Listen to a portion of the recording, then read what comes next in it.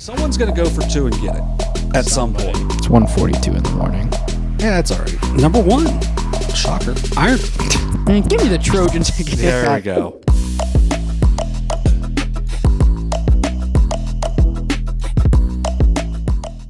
Welcome into Overtime, presented by Perfection One. My name is John Bruce, along with Shayne Combs. Welcome into episode 76 of Southern Ohio Sports Authority's flagship podcast. Been having a lot of good talks throughout the season, loading up, getting towards the playoffs. Playoffs only 1 week away in football, but we cover all of the sports in the Southeast.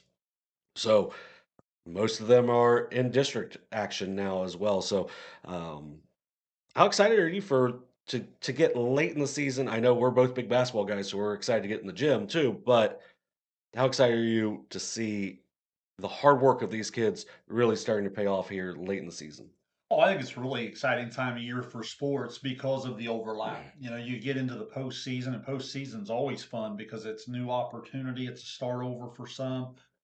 It's those are the special runs and the special memories that kind of happen for programs and communities. Well, then, as you said, you also start to overlap as you get out of the golf state tournament, as we'll talk Mm. about the cross country into the district, now the regional. We'll talk about that, and slowly but surely you start working your way to basketball practice. I hear wrestling conditioning, all these different things going on, and it's an exciting time with kids involved in a lot of different things. Yeah, it's just definitely an exciting time because it's all the work they put in the summer going into the fall, but also a lot of times couple weeks after the season, the work starts again in either whatever the next sport is or in their primary sport as well. So, it should be a really fun next few weeks coming up, especially once you get into playoff times on Friday nights. But we're going to have a lot of talk this week on the district action in basketball, or not basketball, in volleyball and soccer. And then also reviewing a little bit of districts for cross country going into the regionals. We'll hit that hard next week. The regionals going into the state, but also gonna wrap up golf a little bit to end the show as their state tournament ended last season or last weekend as well. I'm having a great start to the to the day. We are going a whole lot earlier this week, going about 6 hours earlier Mhm. today. You know, I say we.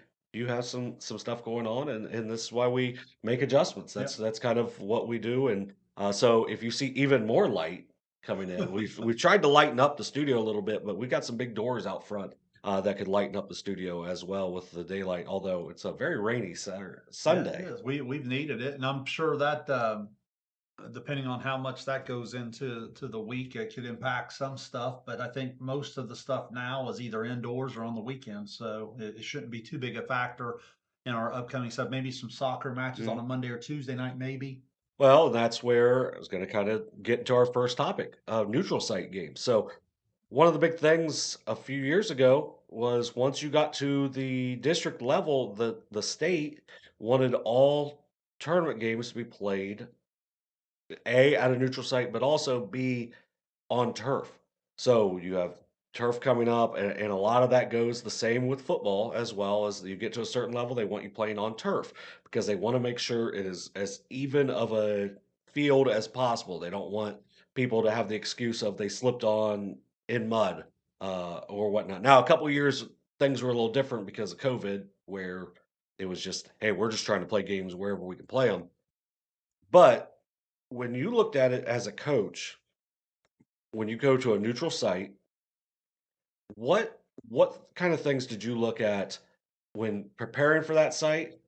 And did you sometimes try to play games at those sites ahead of time? Now, football playoffs, those kind of are up in the air on where they're going to be at anyway. But with basketball, volleyball, soccer, a lot of times you know where these sports are going to be played. Uh, Baseball as well, softball. Could you try to get out and find a time to play at those places, or could you use some past knowledge of those places to maybe help your team get more prepared?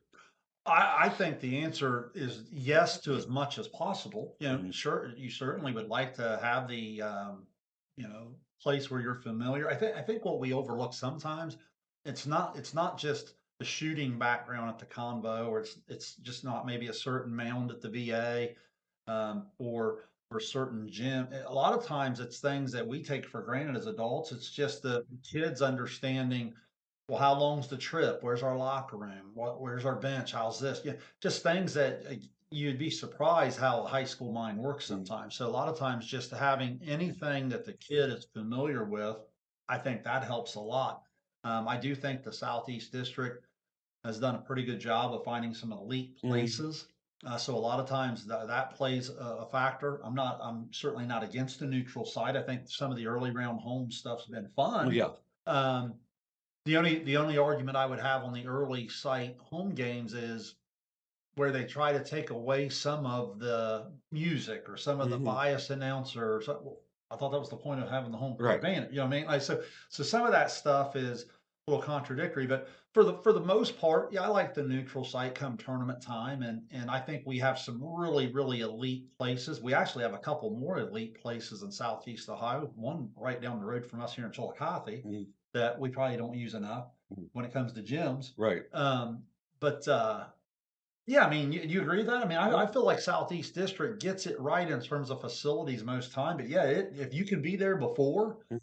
that's always an advantage. Well, I know with Coach Hoops, we always tried to when we were at Southeastern for the old sectionals, we would try to get the same locker room that we had during the regular season, and the shooting background could be a little different there. Like if you're going to Miami Trace to play, the shooting background is very different, especially if you're not playing Miami Trace to where you have a further background for going Mhm, to the student section, where there's not going to be a student section at a neutral site later, mhm. in that second round or whatever, because if they're not playing, they're more than likely you're not gonna be there. But I do know when we went to the convo, we tried to have the same locker room. We tried to leave around the same time. It's just you try to keep things as similar as possible because, as you said, for the high school students, making them comfortable and making it to where it's not just another game, but try to make it as much of just another game as possible because you want them to be relaxed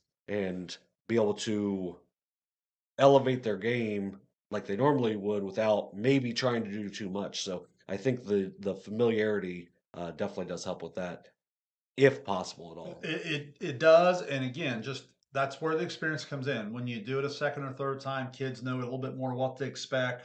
You're already nervous. I mean, that's Mm. just normal, right? You're playing in a district championship or regional semifinal or whatever. So you already have the juices flowing. You're already a little bit nervous.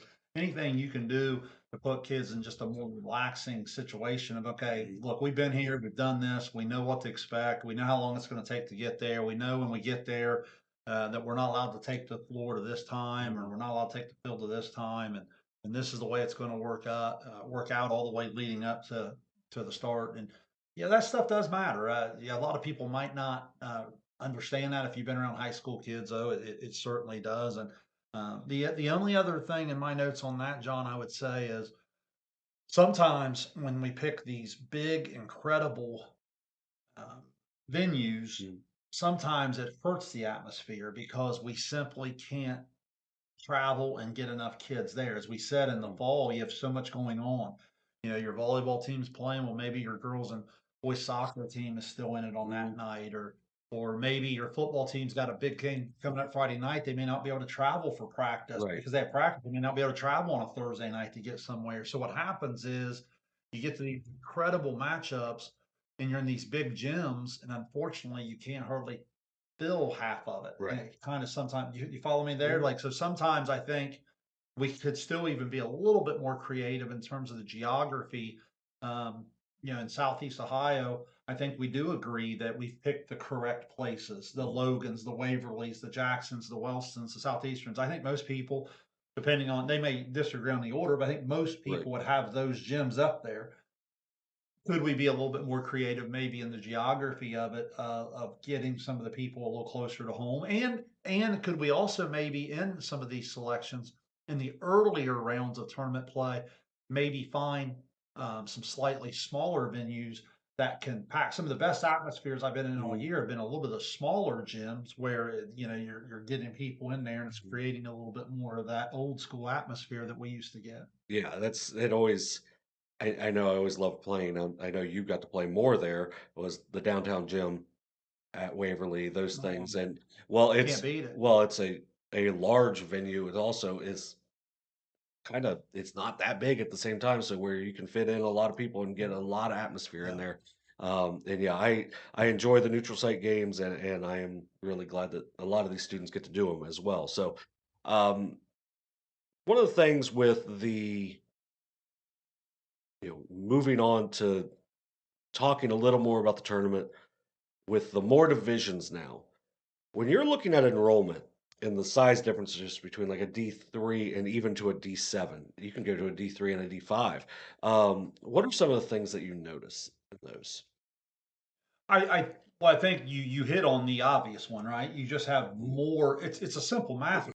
It doesn't always mean that you won't randomly find some D6 and D7 programs that aren't better than some bigger schools. Mhm. That's out there all over the place. But it's a simple math problem of the bigger the enrollment, you just have more chances of being bigger, faster, stronger. You Mhm. have more chances of being better. You have more chances of being more skilled. You have you have more chances to simply in volleyball, go 6 foot 6'1", 6'2" Mhm. across the front row compared to a team that might be really, really good at a smaller division. Maybe they only go 5'7", 5'8", 5'9". They play, that matters. Right. And the same way in football, just the pure numbers. Um, you know, I don't want to get too far ahead of the agenda, but let's use the SOC with all the points they've been Mhm. scoring. I had someone joke with me the other night. They sent me a text saying, "What's going on in the SOC down there? Are they playing defense with 8?" You know what I mean? Right. Like and I laughed as I read the text. But like, in all honesty, John, when I think of small school football or small school, this takes place in a lot of small school sports. You just don't have as many athletes who can go to the highest level, at the varsity level, and always make plays at the varsity level. So there may be some defenses, even some good defenses, that they may not have 11 guys that can fly to the football and make a Mhm. tackle. They may not have guys that can in space and the solo tackles are the different things. Like, so all of a sudden when you think of like an Eric Manley, there may not be 11 guys across the level Right. and get him on the ground. Now, if he's playing in that game the other night against Jackson and Miami Trace, is he good enough to play in that game Oh yeah. individually? Yes. Yes. But would there be 11 guys on the other side of the field that can tackle? Yes. You see what I'm Right. saying? Like, Yeah. it's just, it's a different level. It doesn't mean they're not, they're really good, but I have seen examples where I've watched some 5-5, 6-4 really small school football teams play. Then they may have 4 or 5 guys that literally make 95% of their tackles. Mhm. And if those guys blitz or those guys get blocked or those guys miss their assignment or whatever, there's a good chance the play's going. And when I think of like the SOC example, Luke Cassidy doesn't need a whole lot of space to go 70 yards, Right. right? He's gone. Like Yeah. it's one of those where so, and I'm just using that as an example because that text caught me off Right. guard. But I'm saying in all small Mhm. conference, you just don't have as much. And I know that it shows up in seventh grade, eighth grade, freshman JV, the numbers and the development. So therefore, the development, you just have more people in waiting. Where it's a smaller school, you're lucky to have an eighth grade team, might have a version of a JV team in today's time with the way Little Mhm. League culture has gone the last 20 years. And I promise I won't get on my soapbox of little. I'm just I probably want to. so, Yeah. but that's where it comes from. And as a result, there's only so many athletes to go around. So that's what it means when we say the difference between a division 3 or 4 game versus the difference in a division 6 and 7 game. It's probably going to be in roster size, and it's probably check out the offense and defensive lines, Mhm. check out volleyball front row, um, check out the number of guys on a pitching staff that can throw 80. You know what I Yeah. mean? Like everything's Yeah. just a mathematic problem where it's just more. Right. Yeah, and just going to that JV comment real quick without getting too far into it, Sure. but I was able to stop by, see a really good JV game, Ironton Uniota on Yeah. Saturday. So Okay. really, really high level No, of no. a JV game there. But I also saw, Ironton shares out their record. Uniota kind of does the same thing of like, really proud of how their young kids did, really competed hard. At the same time, I see some parents sharing it. That's a good thing. And then I saw a parent at a Division 6 school share out.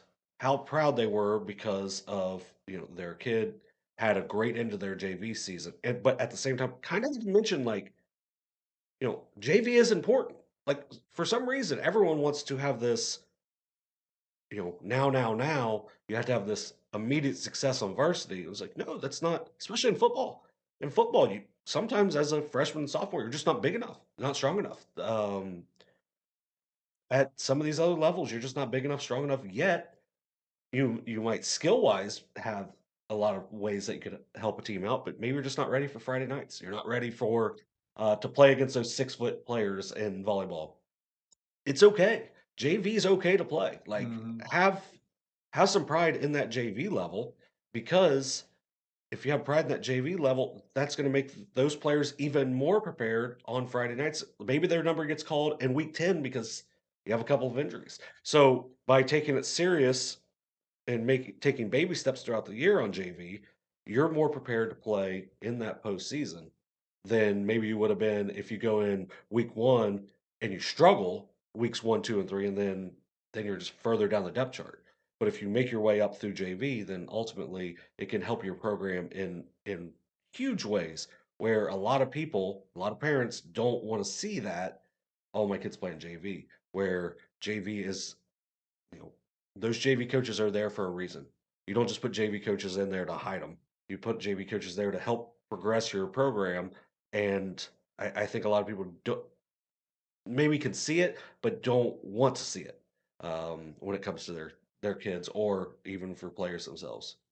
I think that's well said. What I would add to that is too, is I think what makes it difficult is in the little league culture, these kids Mm, are playing against each other now. It used to be seventh grade, right? mhm. Now, basically, third, fourth, fifth, sixth is the new seven, eighth freshman Yeah, JV in a lot of ways, and or in people's minds. I'm not right. saying that the kids are at that level, but I'm saying that in their minds. So what happens is from small school to big school, you see at the bigger school, a lot of times you'll have a freshman or sophomore, and they'll look over there at the small school, and the freshman, sophomore who they've been beating for the last 4 years is playing Yeah, varsity, and they're waiting on JV. Well, that's just life at the bigger school, right, right? You're in a program that has again the math problem. right. You're at a place where there's like 10 of you. He or she's at a place where there's like 3 of them. You Hmm. know what I mean? It's just simple enrollment. And so you're kind of waiting your turn. Like take that game you watched the other day. I mean, I'm gonna guess that 90% of those kids would play significant Friday night roles for 3 out of 4 schools in our Yeah. area, and that might be lowballing it, right? I mean, Mhm. it's that's just the way it works. So again, the lower levels, I hate my biggest thing that I hate that Little League has done to our society sports wise is it's destroyed our seventh grade levels from about the D Mm. from about the D5 down. It's destroyed freshman level in a lot of places, Yes. even some of the bigger schools, and even JV is starting to fill it a little bit. Girls basketball with the 2 quarters or whatever it may be, or in the spring sports trying to figure out how important it's going to be. So all of these different things are factors of enrollment, and that's why it can really fracture relationships within conferences and different things when teams aren't or programs aren't built quite the same because it's a scheduling issue. Mm. It becomes a competitive balance issue, and it's just real. That's what makes postseason so fun. Even though you might be a little bit between the rock and the hard place with your seed or whatever, at least come postseason time, we have a way to group them together, and I think that's why once you get out of like the first round or so, you start to get some pretty competitive Mhm. environments when it comes to sports. Yeah, you mentioned the first rounds. I was writing down the scores earlier from some of these matches, and some of the first rounds still not there, but they're getting closer. And as you get bigger in divisions, it also tightens up as well Mhm. in those first couple of rounds. So, good talk there. Let's move on to football. So we had a big one this past week, week 9, a great, kind of precursor going into getting ready for the playoffs. Week 9, we're over at Jackson at Miami Trace. Unreal crowd, great atmosphere overall. Just, Jackson gets a 41-27 win. Can you tell us a little bit about it? Unbelievable atmosphere. If you haven't been to Miami Trace, first of all, to fill that place up, the amount of people it takes is kind of mind-boggling. Yeah, Well, then it got filled up. yeah. Yeah, I mean, it was the first. the first couple minutes of the game, obviously working in the media, we were calling it from the home side. Mhm. So we were above the Miami Trace crowd, and Miami Trace had the dream start, right? To Mhm. get Baker on the 70-yard touchdown run. Cooper Hicks gets the pick, and Enix on the touchdown run. That's like 14-0 Within, before like, you 3 even minutes, yeah. finish a couple bites of your nachos. You know what I mean? Like Yeah. it's 14-0. But what impressed me, then I'll go over to the Jackson side. What impressed me there was I called it the maturity of winning. You know what I mean? Like when you have been there, done that, and you have gone through, you understand how to play out in front. You understand how to play from behind. You understand how not to panic. You understand how to get back to who you are Mhm. because you know so well who Right. you are. They come back, touchdown drive, then they cause a turnover, then another touchdown. Now we're tied again. And then it just becomes a seesaw thing. I mean, Miami Trace went up, or excuse me, Jackson went up 21-14. Miami Trace scored late in the half, got a blocked field goal. So the 21-20 Jackson advantage at the half. Third quarter, here we go again. Jackson scores early. They start to go for two because remember we had the block, Right. so they're trying to push it. Well, they don't get it. And Miami Trace scores. They kick it. Now we're tied at 27. So it's just the final score. If you just picked it up and said, "Oh, Jackson beat Miami Trace," you might want to go back and watch that with game. So and then we just had a couple second half. Every great game has these types of calls. Look, I'm not an official. I was way up top. I'm not going to pretend to know. And again, at the college level, this would have all been decided with advanced technology. But you had a punt that went out, and Miami Trace. They said it hit Miami Trace, and Jackson gets on. It's about a 60-yard field position flip. Jackson goes down and cashes in. Later, there was a fumble. The Miami Trace thought they had. They called the guy down again. Just back and forth. Every call matters, every play matters, and that game pretty much wasn't decided till about the three-fourths of the way through the fourth quarter. Jackson had gone on a big time drive, and give them a lot of credit. They rolled the dice on I think 3 fourth down Mhm. plays and cashed in every time with some big time runs and calls and throws and put it away. But and that was high level football. It was a pleasure to be a part of that. There were so many good athletes on that field the other night. Well, I had to leave at the half, but in the first quarter, I was up top, I was over with Kenneth, outside of the box, shooting the game, and after that, I went down to the field. It was outstanding up top, but then seeing it on Oh, the I field bet level the too, level of like, athlete. yeah, the Simons touchdown run to go up 21-14 was just an unreal an unreal run. It's on our Facebook reels. He made a great move at the line of scrimmage, makes a couple men miss, and then carries a guy into the end zone. Yeah. Just one of those players that you see him in three sports, a three-sport athlete, and you just kind of think about, like, how special is he at three sports. Think about him if he specializes. So if he's gonna go on and play something in college, he's gonna have a lot of to me, gonna have a lot of success because A, he knows how to win, and B, he's really good at three sports.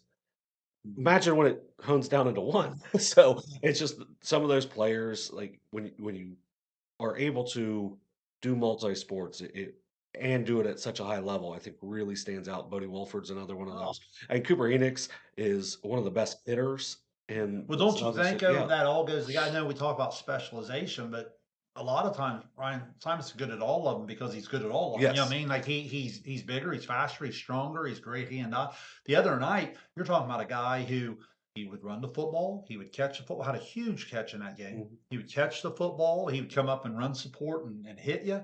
Then he had a huge pass break up on the trick Mhm. play early in the first half where he was Yeah. beat and he just comes. So like sometimes when you're an elite athlete across the board, you have that it factor and Yeah. you know how to win. Yeah.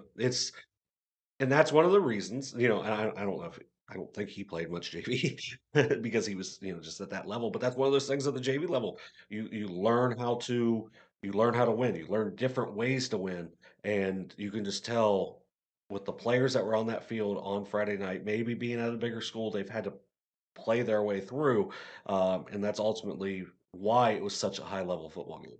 I guarantee you on those rosters, I would guarantee this without even knowing the number. You have your high, your top end guys who are elite, and sometimes you just walk on the field and play from day one. Okay, that there's some really elite players, Mhm. but I guarantee you well over half of those starters have come up through a seventh grade, an eighth grade, a JV, where it's really been Mm, step by step getting to the point. And again, that's what we're talking about when it comes to the role players. We're talking about the depth of offensive and defensive line. We're talking about, you know, Jackson doesn't just have one wide receiver they can throw it to. What made them so good in about three or four of those spots is when they went five wide, you're like, I ended up throwing it to any of them. You know what I mean? Like, and it's just a factor. And I'm telling you, that depth, that's a great example of what we opened the show with here this week. yeah, it was just a high level game, uh, played through two really talented rosters, two good coaching staffs. It was just, and that was another one. Coach Hall called in on the coaches call-in show on Friday night, and just he's been one of those really entertaining ones throughout the season where he is telling you exactly how he feels, and you could tell this was a good one for them to get on Friday night. It was an outstanding atmosphere, as you mentioned. I was glad we were able to get there and really be able to highlight some of those kids. A lot of media there. For those of you who watched us, we appreciate it, and I'm sure the kids appreciate you watching any of the media at those games. So it was a really good one on Friday night. Also, each week we've been doing this the last few weeks. This week's Perfection One collision of the game will go to Jackson's Zayden McLeod. He had a sack to wrap up the game, seal another FAC victory for the Ironmen. And remember that you can find Perfection One in Pickaway, Pike, and Ross counties. And then if you meet them, you will see why they are highly recommended. Going to that hit, which will have been pulled already, you'll see on our Facebook sometime throughout the week. You know, it's not the biggest hit of the game, but it was a key hit late in the game. You know, 41-27. Miami Trace has to go a little more into the air. Big time sack by Zayden McLeod to wrap up the game and the FAC title. Well, it really was. It's such a hard hitting game. You could have probably picked 10, 15 different Right. hits from both sides throughout the evening.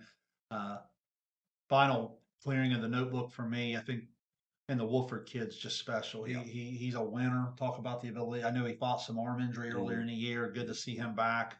Watching him really warm up and then watching him turn a couple balls loose. He threw a ball on a fourth down play to the outside.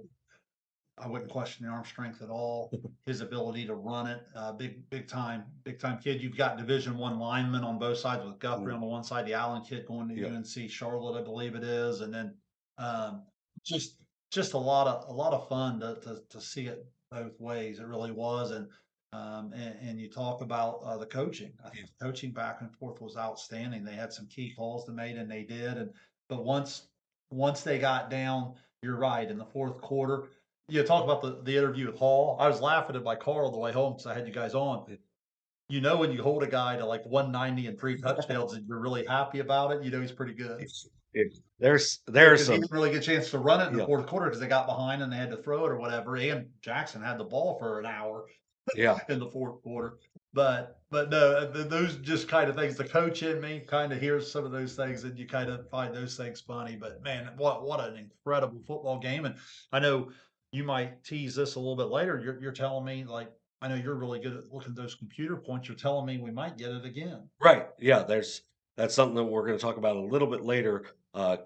Would be in like week 12 because somebody would have to win in week 11, but there's a lot of ways that could be. Wow. Those are the 4 or 5 right now is what it's looking like, unless something crazy happens.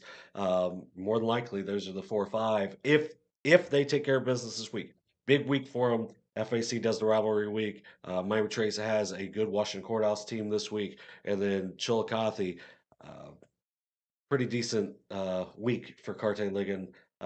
Getting some more offers and then hitting the 2,000-yard rushing mark, and he really only got started rushing in week 3, so outstanding for him. Carte Ligon and Chillicothe. Ligon's not the only one either for Chillicothe. They've got some studs over there. They're going to go down to the Apple City on Friday night for Jackson. So that's part of the reason when you see on our ticker football to be determined on there. That's going to be, we've got a bunch of different options and we're trying to find, where we're going to be on Friday night. So look for that announcement throughout the week. Going to be a big time game, no matter who it's going to be between. Um, some really good teams in the FAC, some really good teams all across our region, which we'll talk about in the playoff points here coming up. But first off, you talked about it a little bit in the SOC stuff. Eastern. We've named them as our team of the week before. They're going to be our team of the week again this week. Uh, 31 straight wins in the regular season. They are, unless something absolutely insane happens this week, they're going to finish their third straight regular season undefeated. Um, yeah, just really impressive. They get off to a slow start at South Gallia. South Gallia puts up a ton of points on them, but it's just not enough. It's just not enough at all. They when you score 52 points and you lose by 3 scores, that's how dynamic of an offense Eastern has. There's so much to unpack there. One, I just without even seeing South Gallia, they're the one team out of the four there, out of the Notre Dame Sims Valley that I have not seen on person or Yeah. in person or on film. South Gallia is the one I have not seen. But just to recognize what I have watched with Eastern defensively against offenses like Notre Dame, like Sims Valley, for them to go and put up that amount of points, that tells me all I need to know about their ability to score it. That's really, really impressive. But yeah, you're talking about an offensive line. I said it last week. Those skill kids are unbelievable, and rightfully so are going to get some incredible notice here for scoring Yeah. for having a Friday night that most people would sign up for. Yeah, I'll take that season. You Right. know what I mean? Like, but that offensive line gives them a chance against a lot of opponents at that level to to go score on every snap. I mean, Mm. that's the level of dominance that offensive line can give you. So then when you throw in athletes um, that they have at quarterback, wide receiver, running back, then that adds up to a lot of points being scored, and that's certainly a whole bunch of. Yeah, and like we highlighted South Gallia a couple weeks ago against Notre Dame, where they put up a lot of points. Defensively, they've had some struggles throughout the year, but that's a team that, I mean, they put up 74 points in weeks 8. So I mean, they have been able to put up points, but the defensive side is where they've struggled. For Eastern, they hadn't, like, to me, this points out how talented that South Gallia offense is, because Eastern against Sims Valley and Notre Dame only gave up No, 2 scores total. You have 13 points in those 2 games, but in this one, the biggest highlight, just you had to point out the records that were broken. I couldn't believe it that Eric Manley tied a state record with 10 touchdown passes. I kind of was guessing that that was not something that had happened. It had happened last year. It was I believe it was a Columbus City League school did it, and then Manley throws for 10 touchdowns, 7 of those to Boston Webb. Boston Webb sets an OHSA record for most touchdown receptions in a game with hmm. 7. The previous record was 6. And yeah, Boston Webb was, those 2 have been outstanding. Jack Montgomery, Carson Peters, just their offense throughout the year has been unbelievable. But a lot of it goes, like you said, to that offensive line. It really does. I mean, the holes they open up for the running game and then the protection they provide. Then you throw in good protection, but then you throw in a quarterback. Remember, I talked, if you didn't join us last week on overtime, I was talking about how he reminded me of, young Ben Roethlisberger, but you Yeah, can't get him on the ground. yeah. So your secondary against Eastern has no chance because one, you have a hard time getting to him because of the offensive line. So you're already getting to him slower, or to get to him, you have to send extra people, Mhm. which hurts the secondary. Well, then you can't get him on the ground, so you know you're sitting there guarding the likes of Webb 2, 3, 4 seconds longer than on a normal play, and that's just not going to end well for you. It really is. It's a dynamic offense across the board, and they have incredible depth. Even though they have one or two players sometimes that'll dominate the stat sheet, the depth really is there. Yeah, it's you mentioned the depth, and that's part of the enrollment talk that we had earlier was some of these smaller schools don't necessarily have the depth, but being a Division 7 school, Eastern has the day. Well, and remember what I said in the opening, it's like sometimes you're just gonna at the Division 7 level, you may not even be a bad football team. You may only have 4 or 5 athletes that can actually make a solo tackle or an open field tackle against those level of Mm, athletes, and that's not a knock on anyone, it's just the way it is, mm. where, um, that's why I think you're gonna see this Eastern offense probably well into the playoffs, at least on the offensive side, do pretty much whatever they want for, 11, 12, 13 weeks. Yeah, no, we'll talk about it a little bit more, but I just want to hit on Eastern right now. They have a bye now. They've earned a bye. They're going to be in that top four. They're not going to be the one because that's going to be Marion Local. But they it looks like they're probably gonna be around the 4 if St. Henry and, Cincinnati Country Day both win this week. It looks like because Eastern plays a winless green, likely gonna drop to that 4, which could really make they want Marion local. They could get them pretty early, could be as early as week 13. But, a winnable game before they would host, it would probably be Cincinnati Country or College Prep, a team that they'll be able to go out and watch in week 11, which I think is the nice advantage to that. And when you have as good of a coaching staff as Eastern has proven they have, Mm. um, I like their chances with getting out and watching and being able to prep that way. No, I think it's a huge thing. You don't get that opportunity in football really ever. I mean, Yeah, right? I mean, like every now and then on a Saturday, to have a chance to go in person and get as close to field level as possible and just get a feel for the speed, a feel for the size on the opponents. I think absolutely that's a big advantage. yeah, I do think that's something to really look forward to. I like what Coach Hall had to say about that on the coaches call-in show too, was because no one's ever done the buy before. So finding out what it's like, Yeah, we'll see. We kind of talked about that in the pre-show, which we'll talk about the playoff picture here now. Um, it's becoming a lot clearer at this point. So within the playoff picture, y- more or less, we're going to tell you if you're in or what you got to do to get in for the teams that still have a chance. So starting in Division 3, it's kind of crazy. Athens right now is in the 13th spot in Division 3 at 9-0. They beat Nelsonville, they're in regardless. Um, a win over Nelsonville, and they've got a chance to get a home game. Right now, it's a long shot. They're in that Region 11, which is absolutely loaded, and it's going to make things a little more difficult. We're going to talk a little more about Athens and Nelsonville to kind of finish our football segment. But for Athens right now, a win and they're fine. I mean, right now, even with a loss, they're like a 99% chance to get in.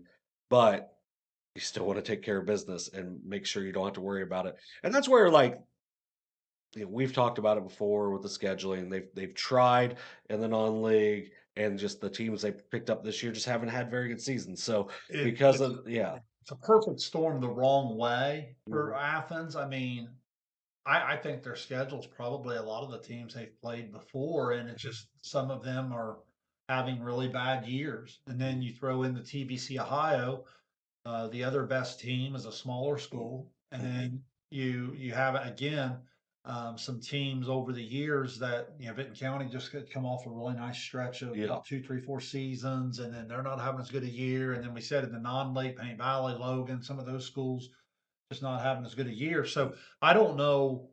That's an example on the eye test where I would tell you, hey, I think Athens is really good. mhm, I would think that that wouldn't be a team I'd be thrilled to have on as my right. playoff week 1 opponent. I mean, so we'll just see how that plays out. But nonetheless, I know that that week 10 game there in the TVC Ohio means a lot just for yes the conference, first and foremost, and then the playoffs will take care of itself. I'll tell you what I want to see though. Just glancing at it right now, I want to see somehow Athens and Hamilton Township to play in week 11 because that could be just a ton of points if that's the matchup because that's a Hamilton Township team that can really put up some points and an Athens team that can really put up some points would be a nice challenge for Athens. But Athens should feel pretty good about themselves, but take care of business on Friday night in a tough one, and they'll Where's be that game at? at At Athens. Athens. Yep. So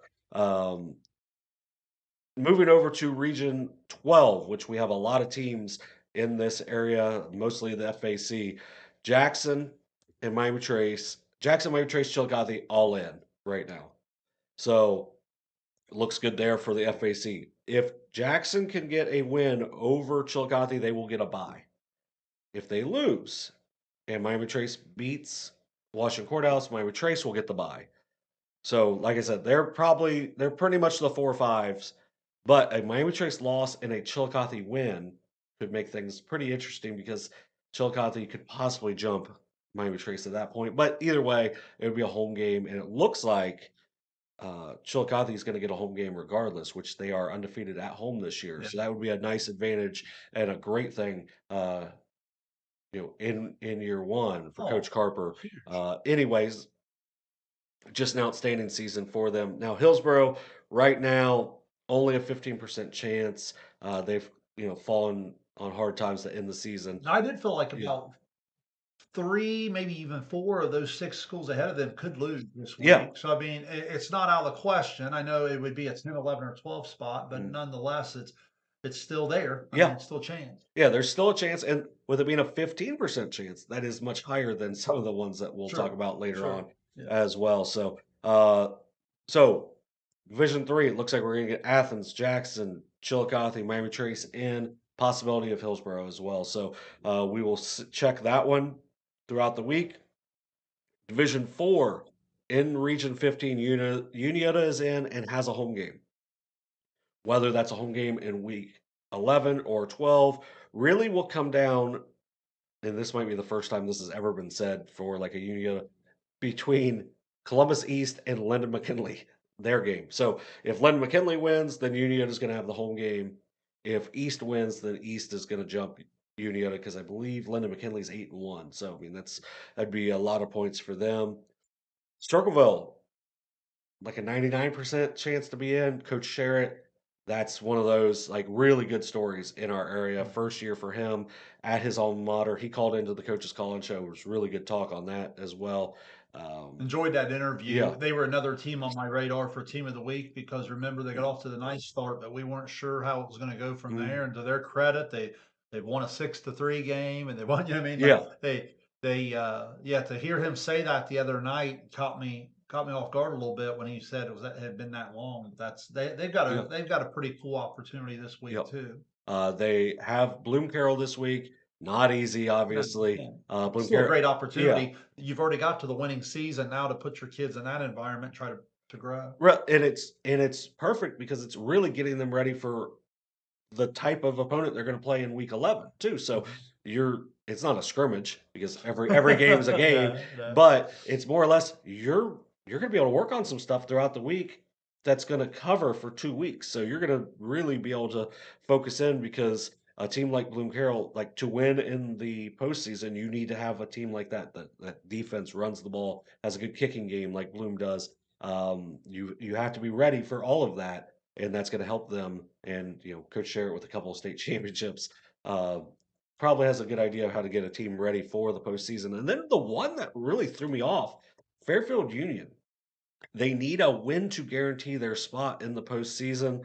They play a good John Marshall team from West Virginia in Week 10, who's coming into that game at 5-2. I thought Fairfield Union would be in a little better position because of the kind of the stuff they've done throughout the year.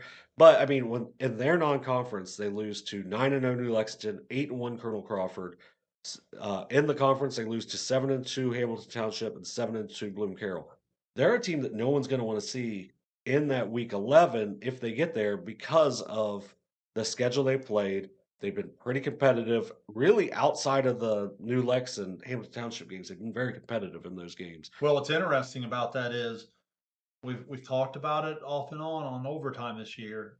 The schedule will make you battle tested if Yes. you can get there, but in Joe Idle, it doesn't matter if you don't Yeah. win, right? So when Yep. you lose, we can sit here and respect the schedule you play, but when you lose, you don't gain points. Just like coming up on week 10, if you're playing a team that's at your division or higher, it doesn't really matter if they're any good. It just matters what division they are. Right. You know what I mean? Like in terms of what now it matters in the secondary points, but Mm. like so yeah, when you read those off, I was shaking my head like, yeah, they're a nice team or whatever. But when it comes to computer points, it's kind of the downside of playing that level of Right. schedule if you don't win them. Yeah, so you play some really good teams and you don't win, makes things more difficult, which we'll talk about in Region 19 here in a minute. But so for Fairfield Union, a win over John Marshall, who they beat last year.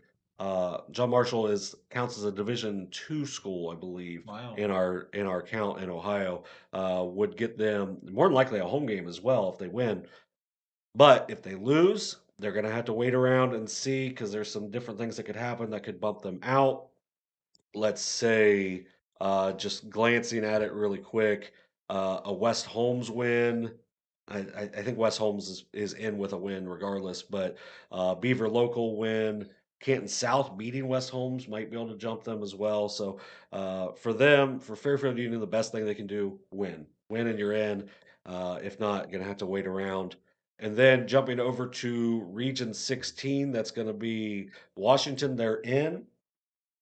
If they get a home game, kind of comes down a little bit to this week. A win over Miami Trace, and they're guaranteed a home game. But right now, it's looking at about an 80% chance for a home game. They have a really dynamic offense. Sam Pfeiffer Yeah. has thrown for over 2,000 yards for them this year. They really move the ball around. Noah Haithcock, Aiden Osborne, both are well over 500 yards receiving. So they're a team you don't really want to see in that week 11 because the fact that they will air it out and move the ball around, they've done a really good job. Not necessarily the first season for Coach Williamson, but first season back after a couple year break for Washington, and they are back in the postseason. Had a chance to see them on film and prep for the Jackson game this week, so I saw their Jackson courthouse game, and yeah, you're right. Those skill kids, they're dangerous enough to get your attention on film for sure. Yeah, then you've got this one looks like for Region 19 is That almost 19's insane. yeah, it's almost assured of what's going to happen as far as teams getting in. When you look at the teams with a chance to get in, there's really only 14, and Worthington Christian is a long shot on that. Um, you know, it says Northwest is out. All they can do is win and hope that a lot of stuff happens. This says with a win, they could. There is an avenue for 10, 11, or 12 are out. Yeah, so a lot of stuff would have to happen if they win. But the team that is out, Harvest Prep, when you talk about scheduling, um, they've scheduled one of the top teams in the state in Archbishop Hoban, lost that game. They play Woodford County, Kentucky, who's 7-1, lost that game. Beat Purcell Marion and ISHO Speed, beat them.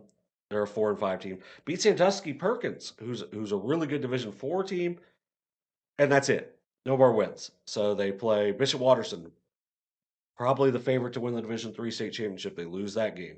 They don't get to play St. Vincent St. Mary's, and they get a waiver to where all they got to do is beat Westerville South. 7-2 Westerville South, a Division 2 team, and they lose in overtime. And because of that, Harvest Prep, one of the better Division 5 Yeah. teams in the state coming into the season. I mean, I would still think they're probably one of the better teams, but you don't really see it because they're 2-4, two and Mhm. five, really, because they also lost a game to a Canadian team that doesn't count. Um, and that's where the scheduling, you got to be careful. You got to be able to, like in Ironton, where you're playing that independent schedule, you want to play some really good teams, but you got to play teams you can beat also. So you've got to be able to get those wins to get into the playoffs because, especially now with it being 12 teams getting in, you gotta be in that top 12, or else if you're the Harvest Prep Warriors, you're staying home in week 11. Well, and what happens now that we're getting down into your description of 5, 6, and 7, there's more opportunities for these schools to schedule up just because of Southeast Ohio Yeah. makeup. In Southeast Ohio, we don't have very many Division 3 schools. We Mhm. don't have very many even really Division 4 schools in terms of number in comparison Yeah. to 5, 6, 7. So the 5, 6, 7, you can be a little bit more dynamic in your scheduling because every now and then you can go and find a contract with a bigger school that you're kind of going to handle over the course of a decade. Yeah. So, yeah, I agree completely there. It's definitely a almost a catch-22 on that. If you know Like if you're a good Division 4 school, good Division 3 school, like how many schools are you scheduling up with without getting on the bus and traveling to who knows? right. Yeah. So, um, man, bus travel it can be tough, as we'll talk about a little bit when we get into our district talk in soccer and volleyball. But moving into division or into Region 19, which is pretty crazy at this point. Um, the game that matters is Morgan against Philo. If Morgan beats Philo, then that can just cause a lot of issues for the teams at the bottom, which would be Amanda and Portsmouth. Those two seemingly are fairly safely in. Amanda needs to win over Liberty Union. Portsmouth, they've got Ironton this week, so it's going to be tough for them. But they seemingly are in a pretty good position. Valley with a huge win over Grandview Heights. Good to see McNeil was back for the Indians, and Mhm. that's going to get them probably a home game. Zane Trace is locked in. It's going to be hard for them to get a home game just because of, if Colgrove and Valley win, Zane Trace probably has to go on the road. Nelsonville looks like they're locked into either the 4 or 5. A win over Athens for Nelsonville is going to get them probably the 4, a loss probably into the 5, which, we'll talk about coming up, like, what would you rather have? Do you wanna have that maybe winnable game in that 5-12 and stay heated up going into week 12, or maybe you wanna have that bye and you can really focus in on it. So, I mean, that's something we can talk about, next week as well because that's gonna be, some big time playoff talk there. There's a chance. I mean, I'm just based on the teams I'm looking at here. That particular division is going to probably give us multiple opportunities to choose in terms of our Uh-huh. SOSA game there in week 11. Just because I don't know how we're mathematically going to avoid not having a Right. local battle of two of our teams there. Yeah, I think the one that really looks like that we would probably be at, that I already saw as a scrimmage earlier this year, it was a really good scrimmage, would be Zane Trace at Valley. That would probably be Good to football game. to me would probably be our week 11, but we will see when it comes to that. So Amanda, Portsmouth, Zane Trace, Valley, Colgrove, Nelsonville all appear to be pretty safely in. Portsmouth has the biggest chance to be out, and that's really if Morgan beats Philo. Philo is let me look real quick. I believe it's like a 24, 50 point favorite in that one. So, um, if things go well for Portsmouth, they could get in once again. But right now, it looks like Ironton's going to be the one. Which, the win over Portsmouth, a 6-win team would give them the extra points needed, where Portsmouth or Wheelersburg, a win over Portsmouth West, which would be a 5-win team, would get them slightly less and being a division lower. And then because of that, I think Ironton would bump up into the 1. But they're gonna be the 1 and 2, Ironton and Wheelersburg. But really keep an eye out on Barnesville, Afrocentric, Columbus Academy. Those are some other really good teams in that region as well. Region 5 or Region 19. Columbus Academy's got a Yeah. chance to get a D2 win this Yeah. week. So I mean, they've got a chance to bump up, and maybe they could jump into the 2 with that win. Um, you know, if some things happen, but I think right now it's Columbus Academy probably going to be a week 13 matchup for either Ironton or Wheelersburg, and we've seen Columbus Academy in the past of usually a very strong team. I know Afrocentric has some really high end prospects and some big time recruits as well. So will be interesting to see. So now moving on to Region 6, Eastern Megs is in Region 23 with a win, a loss, and it seems like they're going to be out. So a win for Eastern Megs over Southern, which they're going to be favored in, and they've got a chance to go in. Southern with a chance to play the spoiler Mm. in a rivalry game over Eastern. Could make that one a really fun one on Friday night. And then Region 24, this one's kind of a crazy one. Rock Hill seems like they're a lock for a home game, even though they have had a massive collapse over the last couple of weeks. They get blown out by Portsmouth, and then they lose by 2 scores to a Chesapeake team that had not won. Now, keep in mind that's a Chesapeake team that also only lost by 1 to, man, now I'm blanking on I had it written down earlier. Um, it was one of the good teams in our area, so it was, Northwest. Oh, Northwest, yeah, yeah, week 3. only lose by 1 to Northwest, and then, man, they've just been giving up a ton of points, and then for the first time since really week 3 in a game they lost 21-14 to Minford, they gave up less than 40 less than 40 points, as they beat Rock Hill 27-14. So, a tough end of the season for Rock Hill, but for them, they're still gonna get a home game. Tough one this week with Colegrove. A win over Colegrove would almost lock you into a home game. Mm. But a tough end of the schedule for Rock Hill. West looks like they're very likely to be in. I think some weird stuff could happen there to where they wouldn't get in. Um, Huntington, kind of similar.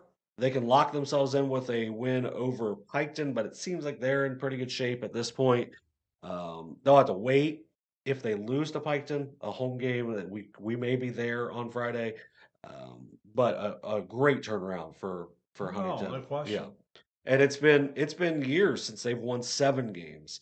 They've only done it, I believe, twice in their history, and it's been, once again, going back, it's been over 20 years since they've finished over 500 anyway. They went 5-5 in 2022 and got in the playoffs. This time they're going to be at least 6-4, maybe 7-3. Just an outstanding season for Coach Wheeler and the Huntsman. Yeah, it really has been, and got a chance to go.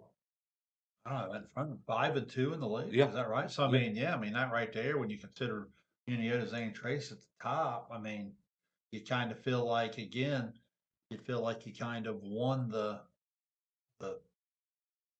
help me out with a word, the right. second half of the SVC. You feel Yeah. like you won it, you know what I mean? So, Well, like, and they were especially as you're going into this division and it would give you an opportunity to get to the playoffs and really put your kids obviously, you play a really good team at that point, but you'll take it. Mhm, yeah, they were 2-3 going into week 6, and they've rolled off 4 straight wins, and they got a chance to win 5 straight, and then a win also would maybe do the most important thing, and that would avoid Coldwater, avoid a trip to Coldwater in week 11, which I mean, it's going to Coldwater anyway is never going to be fun, but it would most likely get them a game at Summit Country Day, um, and maybe Rock Hill. I was gonna say, Yeah, maybe if they could win and move up there a little bit, yeah, if you get one of those southeast teams like a Rock Hill, even Portsmouth West, who's a good yeah. football team, I think you'd probably rather play them than to get into your Anna, Coldwater, Mechanicsburg, things like that. Yeah, you want to avoid those teams as long as possible, but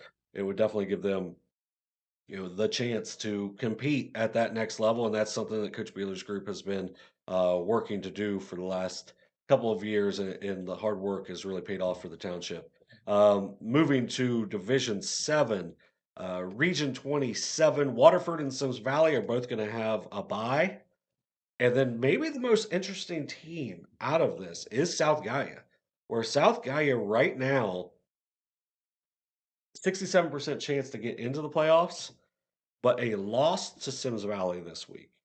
And things can get a whole lot hairier for the Rebels. Right now, they're predicted to be a 2-point underdog. They're on the bubble at 6-4. A win, let me see, a win, and they have a home game. So you win, you're either the 5 or 6. You lose, you might be 11, 12, 13, and you don't want to be the 13. So, um, The three teams ahead of them are most likely going to win this week. So that's huge. I mean, yeah, that's a so big matchup. I assume you're telling me to bet the over in that one. yes, South Gallia, Sims Valley. 100% Okay. take the over in that. Crestline is the team they really like to look at. Is at Lucas. It's going to be a tough one for them to win. So, but a win for them over Lucas would bump them into the playoffs. Um, right now, they're at a 72% chance to get in, which would put them over Bishop Rosecrans or South Gallia with a win. So, that'll be one to keep an eye on. Now for South Gallia, all you got to do is win, and you win. You don't have to worry about any of that. Trimble is very likely in regardless. A loss to Federal Hawking this week would make things a little more interesting, but it looks like Trimble is going to be in. A win over Fed Hawk would pretty much lock it up for them. Now moving to Region 28, Eastern Pike has a bye. They're in that top four. Looks like most likely going to be in the 3-4 area. Notre Dame looks like they're going to have a home game, probably in that 6-7 area. Um, but for Manchester, a win over Fisher Catholic and they're in. A loss and they're out. So they're 8-1 right now. They did have a non OHSA counting game with the North Adams game, but right now their loss to Crestline is all they have. A win over Fisher Catholic and they're in. Now that's looking at the numbers, probably a long shot in that game, but for Manchester, they've done everything they could with their schedule, which is get as many wins as possible, give yourselves a chance. No, I think that's been a really good story, and hopefully, regardless of what happens in the playoff situation, something they can um, just continue to build on and maybe gain some exposure to your junior high teams. Again, trying your best to try to maybe get a couple JV games down the line if your numbers come up and so forth. Yeah, so it's been a really fun season for Manchester. The Greyhounds rooting for them in week 10 here with Fisher Catholic. So, um, you got any questions on our playoff picture? No, I think that's really good, and I just it's an exciting time, and yeah, it's fun for us to look at, and I'm sure coaches look at it. But when it comes time to go to the practice field tomorrow, when it comes time to come into the film room and go out on Friday night, again, you got to win. I Yep. mean, it always goes back to win, and all the other stuff will take care of itself, and that's still the beauty of the final result when it comes to just the making the most important thing the most important thing. Yep. Take care, win, take care of business, and then you don't have to worry about a lot of that other stuff with the second level points and whatnot. So good luck to those teams this week that still have a chance. As we mentioned, Northwest, Piketon still have an outside chance. They got to win and then get some help. But they could be ones to look at in Region 19 as Northwest got literally everything that they needed to have happen last week to happen. We'll see if it can happen again. But that's a team we'll talk about a little bit more next week as one of our really pleasant surprise teams on the season, even if they're not getting in. So, moving on, our game of the week this week a big one. TVC Ohio on the line. Nelsonville-York at Athens. 9-0 versus 9-0. Really, Athens County, not much more you could ask for. No, no, Yeah. and it's one that you can kind of see this coming really at the start of the year. I Yeah. mean, and it should be a great atmosphere. I was really impressed with Athens on the iTech. Um, I know Nelsonville, incredible program. Just barely had a chance to watch them play a little bit on film earlier in the year, but should just be an incredible atmosphere, an incredible game. Yeah, should be outstanding, and just kind of just go over a couple of quick things on each team, especially offensively. Cam Sullivan for Nelsonville has been really efficient this year. He's thrown 10 touchdowns, only 2 interceptions, but he's also ran for 7 touchdowns as well. A nice dual threat there. But Austin Gowder is, their guy. Over 1,000 yards on the ground this year. 14 scores. He's been outstanding for them. Walker Stone is another one. He's averaging 17 yards every time he touches the ball. So he's averaging 16 yards a rush and then over 19 yards a reception. He is nearing 800 yards total offense. Just whenever he touches the ball, magic happens for the Buckeyes. Alec Thompson, 17 yards a catch. He's got 6 touchdowns. They've got a variety of weapons offensively. Defensively, they've only given up 76 points in the year. And then here's where this might be my stat of the week. Like when you're just looking at players, Caleb Layton has 13 sacks and 43 tackles for loss on the season. Like 43 tackles for loss is absolutely insane. So he has caused all kinds of havoc in the opponent's backfield all season. He's going to need to play really well because this is an Athens team that puts up a ton of points as well.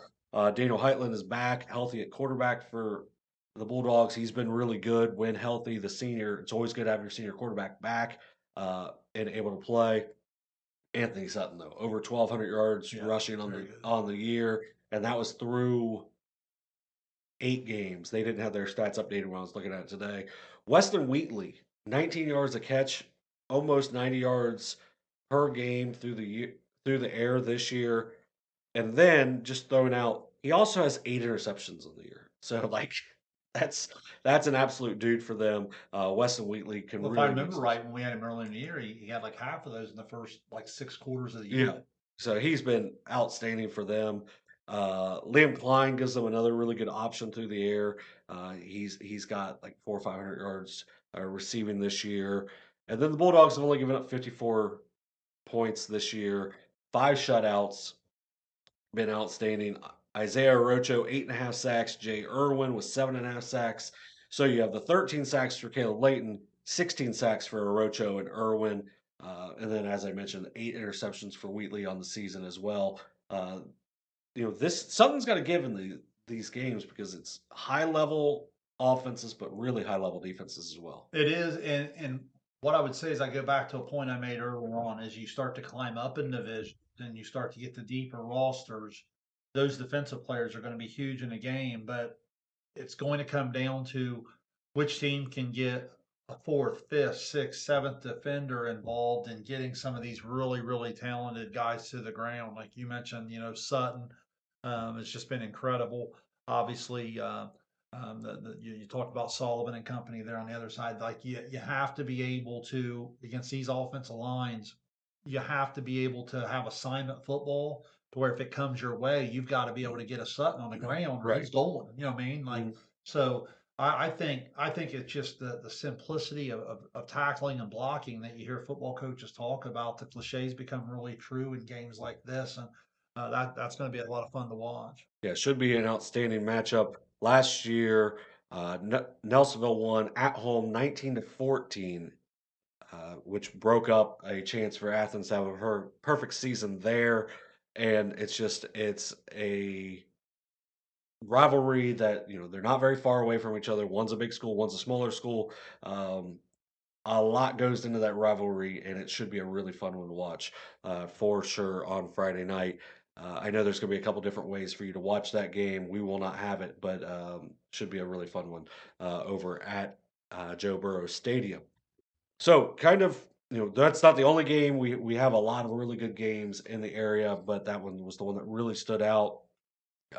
Piketon at Huntington, I think, has a chance to be a really fun game. Uh, FAC's got a couple of good ones. yes, Jackson, Chillicothe, Courthouse, Miami Trace. and even the Rotary Bowl with Yes. McLean and Hillsborough. Neither team has a league win so far this year, but And started don't off quote me on wrong. this, but I believe the SVC has voted to put the rivalry week at the end. I Did don't it? know Good. when that's coming, but like more and more conferences are becoming a little bit more open minded to trying to and what I always say is some rivalries are already made. What Mm. this could also do is maybe create some other ones. Maybe they'll Yep. start to go. So um, that might be a topic for another day. But I know some conferences have started to wonder: do we want to take a look at always having that at the end of the year? I love the idea because like if the last I know 4 years, Unio de St. Traces came down Mhm. to it's been like a week 7 game for the league title. Put that in week 10. You got even more on it. The Maple Leaf Trophy with Paint Valley and Huntington make that a week 10. I And think they're going to make West yep, Dana, Piketon, Southeastern, which again, I know some of those, yeah. maybe, but again, you'd be surprised how certain traditions start. Sometimes you create it early on, and before you know it, it becomes something. Yep, definitely, could be a really fun way to finish the season in the SVC. Yeah, so, should be a really fun week. I know Cold Grove's got a really good opportunity to finish a perfect season in league play as well as they go to Rock Hill. Um, and then, yeah, just should be a fun week 10. Check us out on the Coach's Call-In Show, a place where we're going to be streaming to be determined coming up as well. So, should be really fun. So, moving on, now we're going to jump into soccer, and we're just going to jump right into really a district preview coming Yeah. up. So I mean, that's how. I mean, take it however you want to go. The simplicity of the notes I had for you is just kind of we're to the district level. If we break it up in boys and girls and just Mm. let you look at we have our brackets here in Yep. front of us. Let's just take it that route. So let's start on the boys side and just kind of take it however you want. Maybe give us a thought on Uh, district action on boys soccer. yeah, and just jumping into it, really, Division 3, and we kinda talked about this, is like Division Three's got a ton of depth. There was a 5-0 and a 4-0 game. Every other game in the district first round and quarterfinals was a one-goal game. Many or 1, 2, 2 went to overtime, 1 went to a shootout, and it's just that's what you want. You wanna see those things happen when you get into deep into the tournament.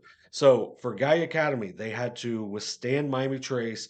A first half goal from Becca Camden gets the number 1 seed, moving on, a 1-0 win for them. Miami Trace, and that was one of the heartbreakers for Sheridan.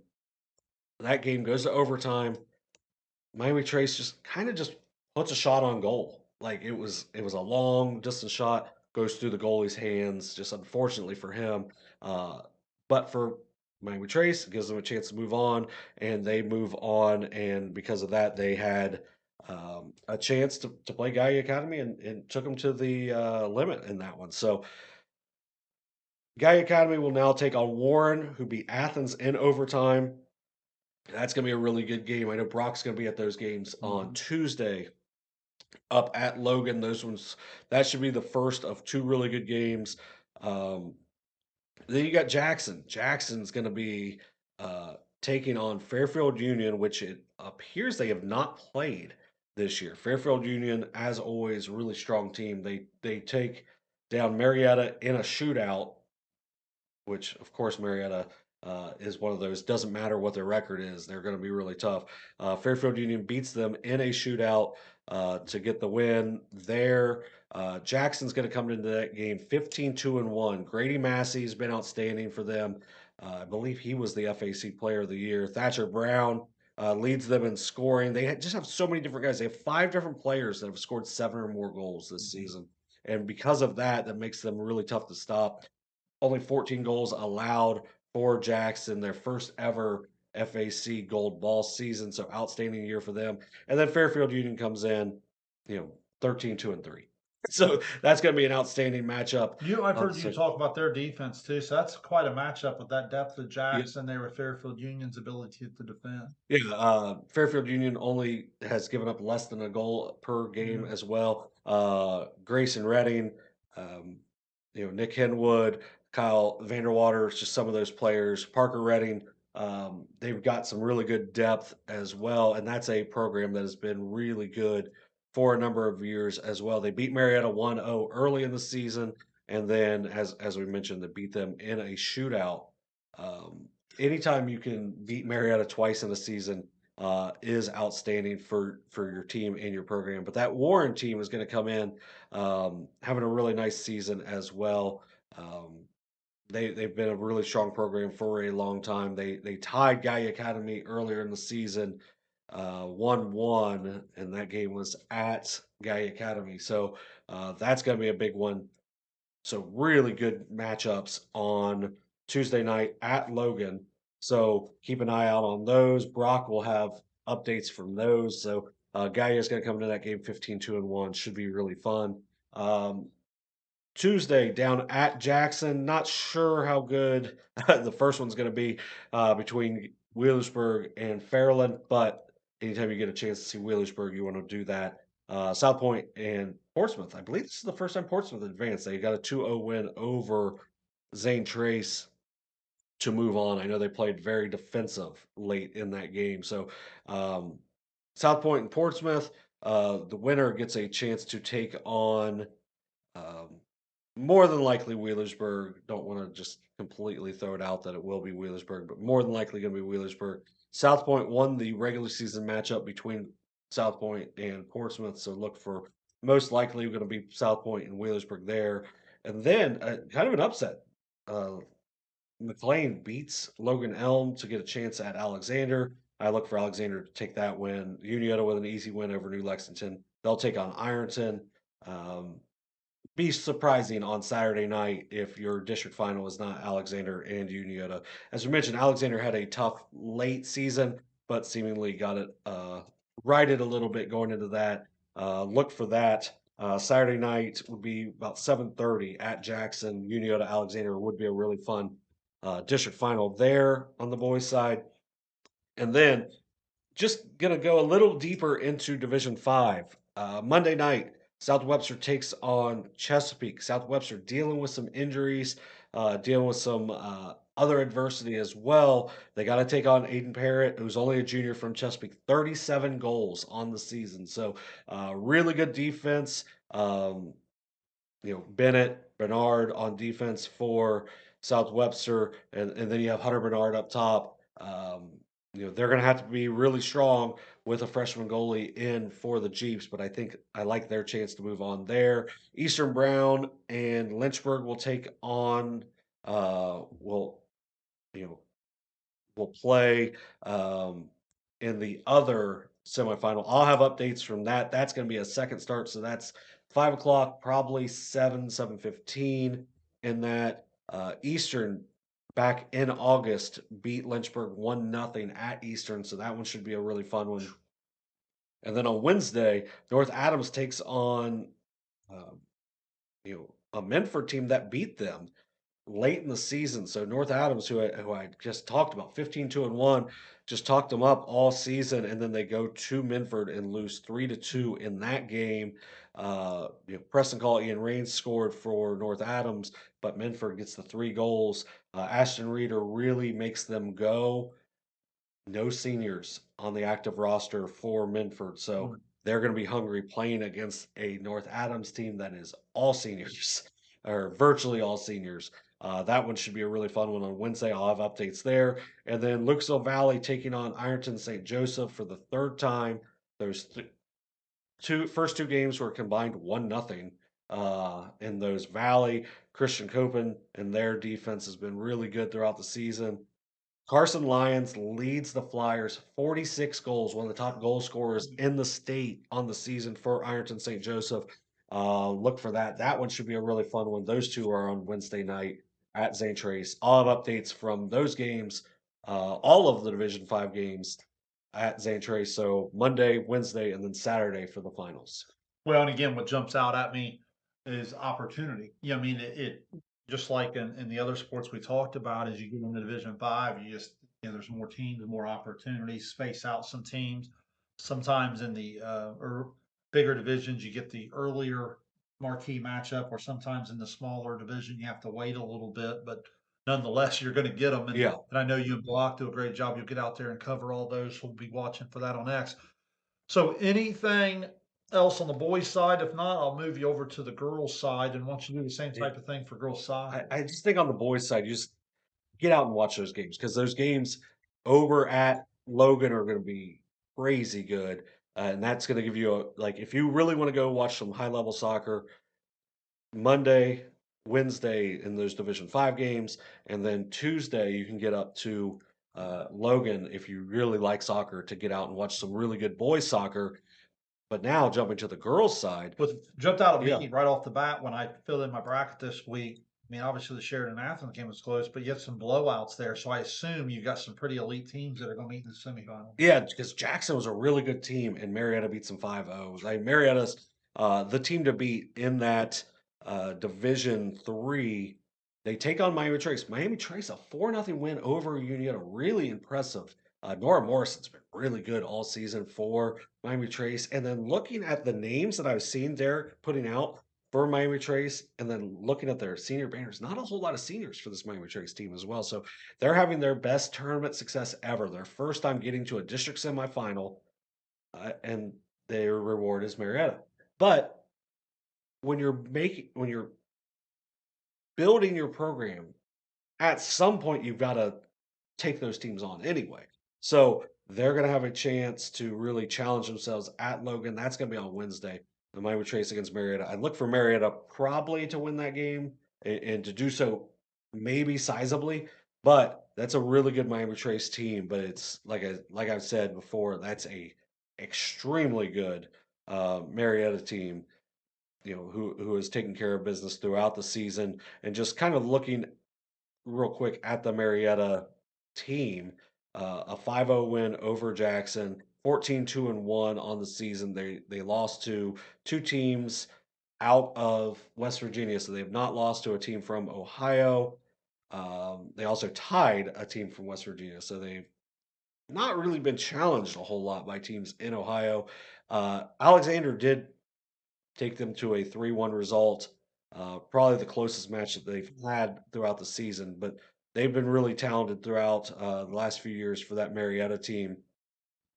Um, but jumping down to the bottom, maybe the upset of the tournament would be that Sheridan beating Athens. One of the things we kind of talked about with Athens was they don't give up a lot of goals, but they don't score Right. either. So All sports, don't you feel like that makes you, for lack of a better word, I don't even know if it's the word upsettable. yes, You know, being 100%. Yeah, yeah, if yeah, if you are an elite defensive team, but you don't score, yeah. you are very The other team's hanging susceptible. around. Yeah, Yeah. you're susceptible to being upset. Saw it a few years ago. Humorously enough, our first ever girls live stream was a Union Warren game back in the 2020. It was Warren had beaten a Fairfield Union team that didn't score really a lot, and it was a Warren team that played a lot of defense, and Union didn't score until double overtime Yeah. to beat them. And it was great defensive teams, but sometimes those upsets can happen, especially in soccer, where maybe just one break happens, and with one bad break, can really swing the momentum in a major way. So, Real yeah, quick too, I think sometimes what happens in all games, but tournament especially because it's so final, is the blowout. yeah, Because the reason I say that is, you get yourself down 2-0 in soccer. Well, all of a sudden you got to take some chance. You didn't show up to yeah, lose 2-0. You're going to right, try to win a tournament yeah, game, right, or a tournament match. So like all of a sudden it becomes easy against the elite opponent to lose. It's if you're not as familiar with it. I mean, it's kind of like in basketball. If you get down 10 and it's early fourth quarter, well, you want to win the tournament game. And if you start pressing, you might get beat by 30. right, You know what I yeah. mean? But you're so some of that. Am I right on that? Yeah. Sometimes you can get yourself you're trying to win. Well, if you look at, I'll use a game from last season as an example. It was Zane Trace and Wheelersburg. Zane Trace had a really high level goalie. Zane Trace is a really good team. They played in the regular season. Late in the season, Wheelersburg wins 5-0. Nick Sylvia was unreal that day. I believe he had all five goals in it, but he was what really made them go. So St. Trace plays their goalie in goal. He'd done a really good job. He started to play the field a little bit more throughout the season. But as soon as Wheelersburg scored, they brought the goalie out onto the field in kind of desperation mode of like, we're trying to score. Wheelersburg scores partially because of a goalie mistake where the really high level goalie doesn't make that mistake. But because you're trying to tie the game up, Mhm. trying to get back into it, Yeah. Yeah, the mistakes goal's get not to lose. yeah, I guess my point is the goal's not to lose by a little. The goal was to try to come back and win yeah. the tournament, game or match and move on. Yeah, so when I was a senior, we went to play a Worthington Christian team that was better than us, and we played very defensive in the first half, but we had a chance, we had a shot, we didn't finish it, and then we got a little impatient where we were trying to get to that counterattack to score. We kind of opened things up, and then in about a 7 minute span, boom, boom, boom, Yeah. 3-0. That's the game, Yeah. and it was just sometimes that happens when you open things up. Now, if we wait until the last 10 minutes to open things up, Yeah. maybe something different happens. But ultimately, those are the chances you do take. So, um, speaking of blowouts, Division Four had their share of them. An 8-0, 8-0, 9-1 in the district quarterfinals. Now, where theirs is set up differently, the top seeds did not play this week. So McLean, Wheelersburg, and Alexander have all waited around. So maybe the benefit for Guy Academy and Hillsborough, even though they both win 8-0, was the fact that they still get to play. They Right. didn't have to wait around and go through the practices. I think really the match to watch out of all of these is Guy Academy and Hillsborough. I think that's probably going to be the best match. of the Division 4 districts at any level. I do think McLean and Wheelersburg, if it gets to be a district final, could be interesting. Alexander, the winner of Guy Academy in Hillsborough, could be interesting. Those would be on Thursday. Me and Derek will have uh, recaps of those games as well. So I think Division 4 really is going to be come down to Alexander and then Wheelersburg and McLean there. I think that's most likely going to be Wheelersburg and um, Alexander in those. And then moving on to Division 5, some really good matchups in this one. Some a couple blowouts, but one of the blowouts led to a really good match last week. So Eastern Brown and Minford each with the 8-0 wins, so they play each other. An Olympico goal from Sadie Tiemann for Minford gets them an early lead, and then a deflection goal for Eastern ties the game early in the second half, and then Eastern is able to score in overtime. Adeline Perkins gets the game winner there for Eastern, a really good matchup. And if you haven't been to Eastern, they don't have lights, so it was starting to get pretty dark, and it was like, oh, if this goes to a shootout, this could be really interesting. But they score with about 7.5 minutes left there to move on. They're going to take on Fairfield who won who beat them during the regular season, but that game's going to be played on Monday at Waverly. That one should be a fun matchup because that's a Fairfield team that has upped their non-league schedule, had some losses, but ultimately helped them get ready for the tournament. They've been playing really well lately. And then Lynchburg and North Adams through 160 minutes in their two matches had no winner. It was 3-3 in the regular season and then 0-0 going into overtime. Lynchburg ends up winning that one and they move on once again to the districts as they do every year, it feels like. And Lucasville Valley gets their first ever tournament win as they're a newer program. They beat Westfall 1-0 to move on. Lynchburg and Valley will play at Waverly on Monday night as well. So that could be a fun one there. So look, probably Fairfield, Lynchburg to play once again um, in a district final would be my guess. But as we talked about last week on overtime, Fairfield broke that big unbeaten streak for Lynchburg Clay, and they did it with just over 2 minutes left. So I could see that being a really fun district final. Well, you're certainly on a busy week. You got a lot of double headers there, some Yep. late nights, but Tw- should be some really, really good matchups. uh, 10 soccer matches coming up over 6 days with a couple of volleyball thrown in there as well. So I got 12 games on my schedule as of now. So Nice. if you see me at those games, maybe buy me a coffee. I don't drink coffee, but maybe buy me a Pepsi to help me with the caffeine because working all 5 of those days and it's going to be should be a fun week. So looking forward to that. And then speaking of a fun week, so let's jump over to volleyball real quick. Shayne, if you want to talk some, whatever order you want to go in, we've been kind of going the lowest, or I guess the highest division, however you want to say it. Division 3, we've started off. If you want to start off with Division 3, we had a really fun match on Thursday night. Well, we were excited about it going in because we felt like it could be a coin flip type of match, and it was. Mhm. You know, Uniota and Miami Trace. Uniota the top seed, and Miami Trace had defeated Athens in four earlier in the week to get there, and that's one we had kind of highlighted on our schedule to get started. We wanted to make sure we got a Division 3 game in there, and just an outstanding match. After Uniota jumped out and kind of really controlled the first set, Miami Trace really got to work. If you're not familiar with Miami Trace, what makes them so good is there's just not really a hole in their rotations because they always have Lauren Ferns or Lauren Guess opposite one another. So Yazel's able, their outstanding setter Yazel's able to kind of always have a go-to. And then with Ackley in the back row and even Carter and Robinette and Butts, they all play specific roles. And I just thought that I just thought they were really, really good the rest of the way out. Uniota's had a nice season, just ends up falling a little shorter than I'm sure they want it to.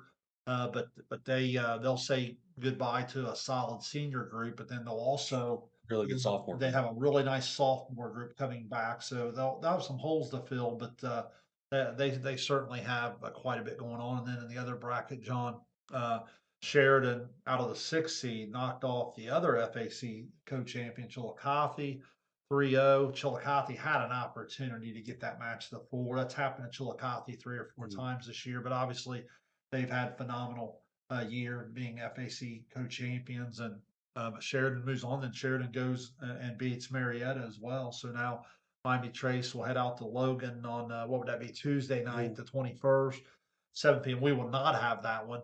But Miami Trace Sheridan, because now that's only a district semifinal, because we do not have very many teams in our Southeast district. They will then have to go to the district final, but they'll have to go out east to do it, Mhm. over to West Muskingum High School, and they'll get their opponent there. But again, Sheridan obviously really good as well. But Miami Trace will always have a chance because of what I said earlier. They never really have a rotation where you're like, oh no, they may not get out of this one, Mhm. because again, they have two elite hitters opposite of each other. And um, I just thought that was good. The FAC, John, had a pretty successful year when you consider Chillicothe's growth, Hillsborough's growth over the last Mhm. couple of years, and Miami Trace obviously uh, being tested in the non-league a little bit made them ready for that moment. Uniota certainly had their chances the other night. Those were really competitive sets into the Mhm. 20s, and Miami Trace, to their credit, just ended up making a few more plays. So um, that's the Division 3, because Yeah. again, there's not much to it. So I mean, that's pretty much where we're at. Miami Trace shared and moving on the line. Well,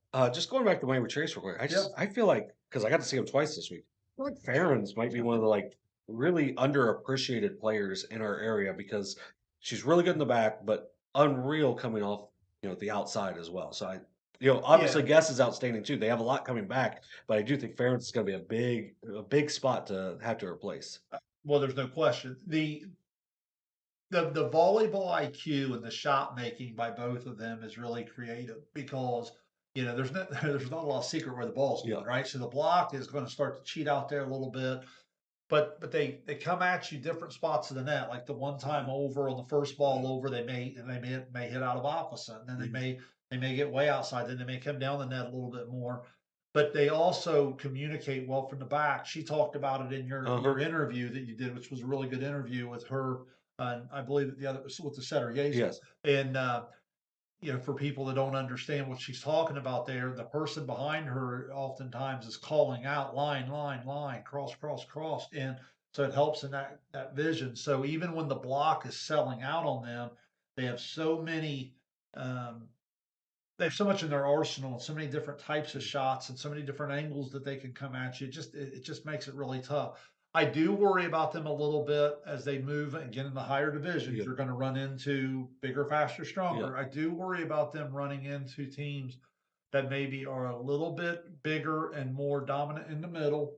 Um, here's something. I don't want to go down this rabbit hole now, but maybe this is another topic for overtime. Uniota just kind of makes me think of this for a second. Sometimes you can be really balanced, and you have a lot of different places you can Mhm. go with the ball. And sometimes I wonder if that doesn't hurt teams at 21-20, twenty-two Mhm. 21, 23 22, because where's the ball supposed to go?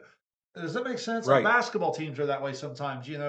Some of the best teams we see will have 5, 6, 7 guys that average between 7 and 13 points. Well, when the game's tied with 30 seconds to go, where's the ball supposed to go? Mhm. You know what I mean? Like, and Well, and I think there's something to be said for that. Like the Miami Trace, like, hey, here's who we are. We're not trying to hide from it. Here's where the ball's going. You stop it if you Mhm. can. Well, I mean, if you wanna just throw out some, basketball teams, like that Minford team last year had the ball was going to 1 or 2 players, and you didn't have to worry about it. Like, if the other guys had a shot, they would take it, but you knew where the ball was No, going, if it came down to that. So, I do think that that is very important because if you've got 5 balanced players, well, who's gonna be the one that steps forward? Trey Robertson partially got Waverly to the state tournament when he was a senior on a fairly balanced team, but you knew where the ball was going, and you still gotta stop it. There's a well, reason why it goes to those and players. that's not to say the other people, you want the other people to be efficient, Yeah. right? Yazel from the setting position sometimes will dump one over from the back row, or when she's live in the front row, she might even go up high and take one over. Robinette, I mentioned her. Carter, I mentioned her. Butts had a couple blocks the other night, which I think she's going to be really important if they run into more and more middles Mhm. as they get to the higher Yeah. levels here. They're going to have some defense. Um, but I just thought that was something really interesting. I saw it with Southwestern a little bit when the classrooms are opposite of each other. See it with Miami Trace, like, there's not a whole lot of guesswork, no pun Right. intended, of where the ball's going to go. But with Ferens and Guess, it's just gives you an option. There's a lot of really good teams where they get stuck in a rotation. You're like, ooh, I don't know if that's going to catch up with them. Mhm. I don't see that with Miami Trace. I don't either. So I hopefully they will play well and taking on a Sheridan team out of a really good Oh, MVL and very yeah, good yeah, area over yeah. there. So Absolutely. even in a down season, they're going to be outstanding. So speaking of outstanding, Division 4 should be really fun. Can you tell us a little bit about Well, that? it's kind of what we've been waiting for. You don't root in this business. You just kind of, you're a fan of sports and you're a fan of matchups, and it's you can kind of see this coming. The one game you weren't sure of, or the match you weren't sure of, is the Warren Waverly. And man, this Waverly team has come on so much the second half of the year, and they're playing. You always talk about playing your very best. Mhm. I know they dropped one or two there late, but they were battle tested.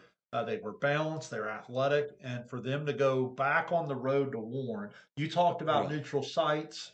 Well, this wasn't a yeah. neutral site, but this was a group that had to go over to Warren last year, take on a team, get beat, that went on to the Final Four. Mhm. Don't you feel like that had to help them this year a Oh, little bit? 100%. So now you get back on the bus. Now all of a sudden, your Well, girls already know about how, okay, it's a long bus trip. Well, don't worry about it. Let's just go win a volleyball match. and you know how blue it's going to be.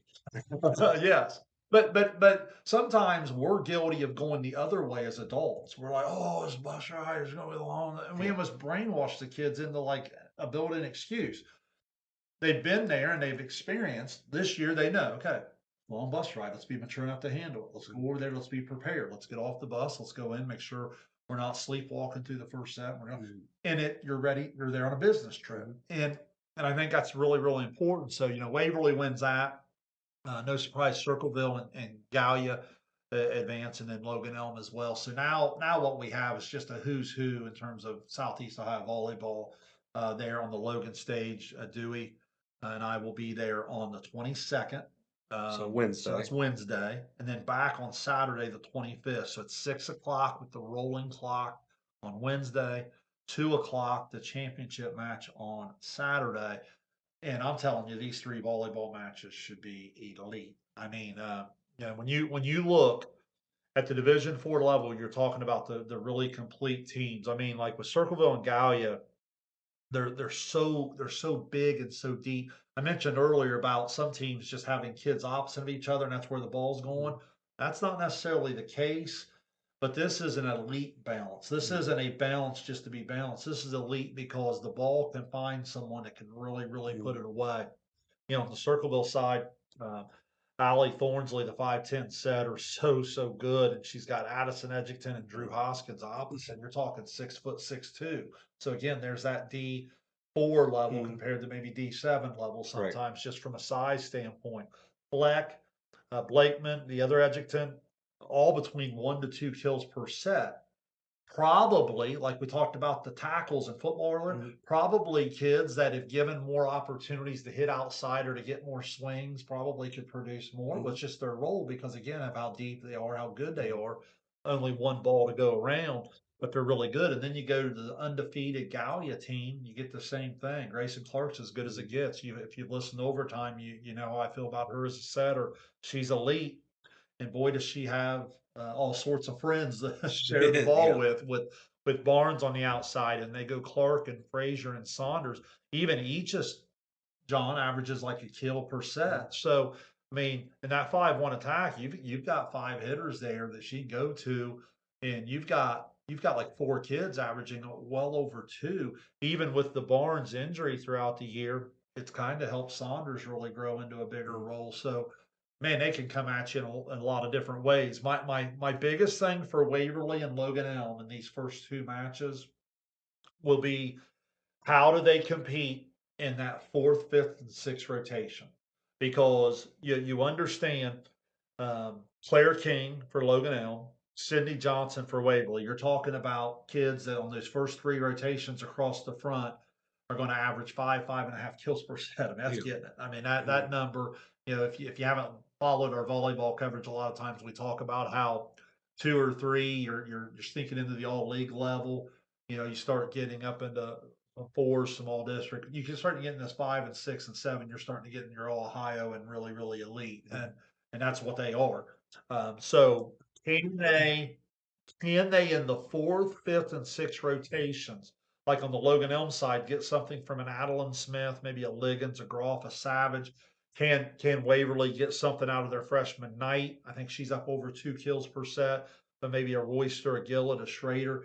They they're going to have some people step up and not allow them to get stuck in some of these rotations where you're going to look across the net and option 1 and 2, no matter where they're at, it's going to be legit. Yeah. You're going to have to get something from those kids. Got to serve it tough. You got to be clean in your serve receive. Can your defense keep 1 or 2 more balls off the floor and just let a volley play on? Maybe the other team messes up. You know what I'm saying? Like it's going to be that fine in terms of the difference in some of these matches. And then those 4 teams are going to be a treat to watch. Yeah, should be outstanding viewing as we have Shane mentioned, and as you can see on our ticker, those are going to be our streaming contests. Wednesday, 6 p.m. Circleville and Waverly, followed by Gallia Academy and Logan Elm, and then the winners will play at 2 on Saturday. All of that at Logan. I mentioned the blue at Warren. You've got the purple. No, You got the purple at Logan. So if you are not a fan of purple, just be ready. All right. So moving on to Division 5. Got our most teams in Division 5. Waverly High School is going to have some really good volleyball this week. well, I always summarize Division 5 is opportunity, right? Mhm. Everyone has a chance. You spread out a little bit, and you don't have your very very best beating up on each other. And then there's another layer that allows people to get into the district final if they play up to Mhm. their ability. So it's about chances. It's about opportunities. So on Monday, Tuesday, and Wednesday, Waverly will have 2 matches. So the first night is the Adena bracket, second night's the New Lex bracket, third night's the Wheelersburg bracket. So you have some really really intriguing. Those 3 are obviously going to be big time favorites. Mhm. That Wheelersburg Huntington, anytime you're playing an SVC team, it catches your attention.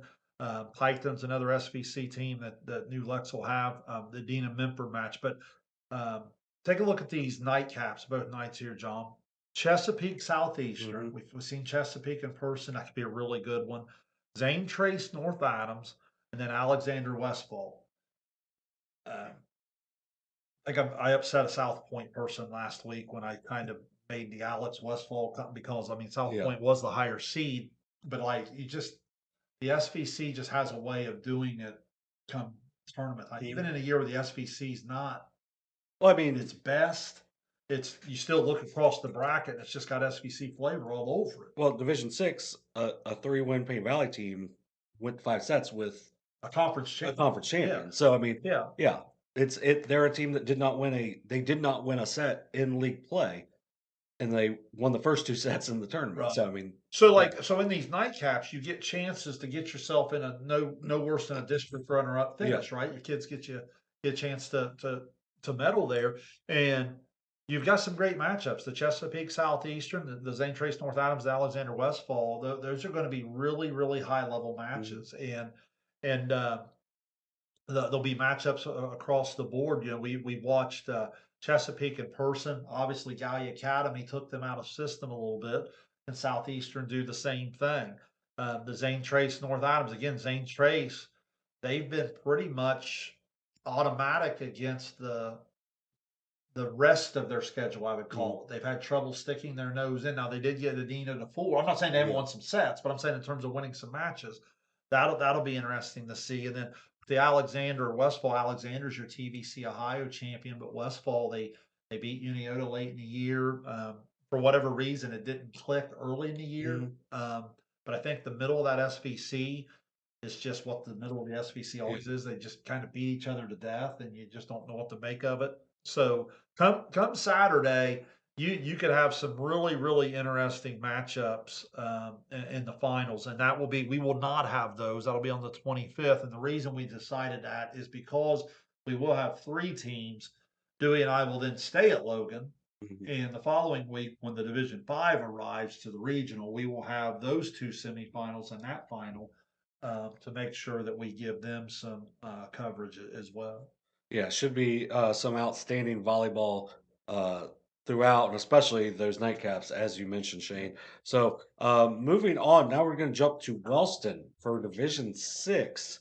What can you tell us about the Division Six bracket? Well, I think the Southwestern team's really good. I know they've lost a lot this year, a lot more than we're used to seeing them. But as I said when we had them late in the year, when you consider who they lose to, I just kind of calm down a little bit. I wouldn't get too worked up over that. They're battle tested. They've been there, done that. They've lost a lot of 4 and 5 set matches, and they've been able to come out the back end of the tunnel maybe stronger from it, if that makes sense. Mhm. I mean, and I think the coaches agreed with me, or that you wouldn't see them up there on the one line. Right. So they're going to be really hard to beat in that bracket, if I'm being honest. I mean, because again, remember what I said about Miami Trace earlier?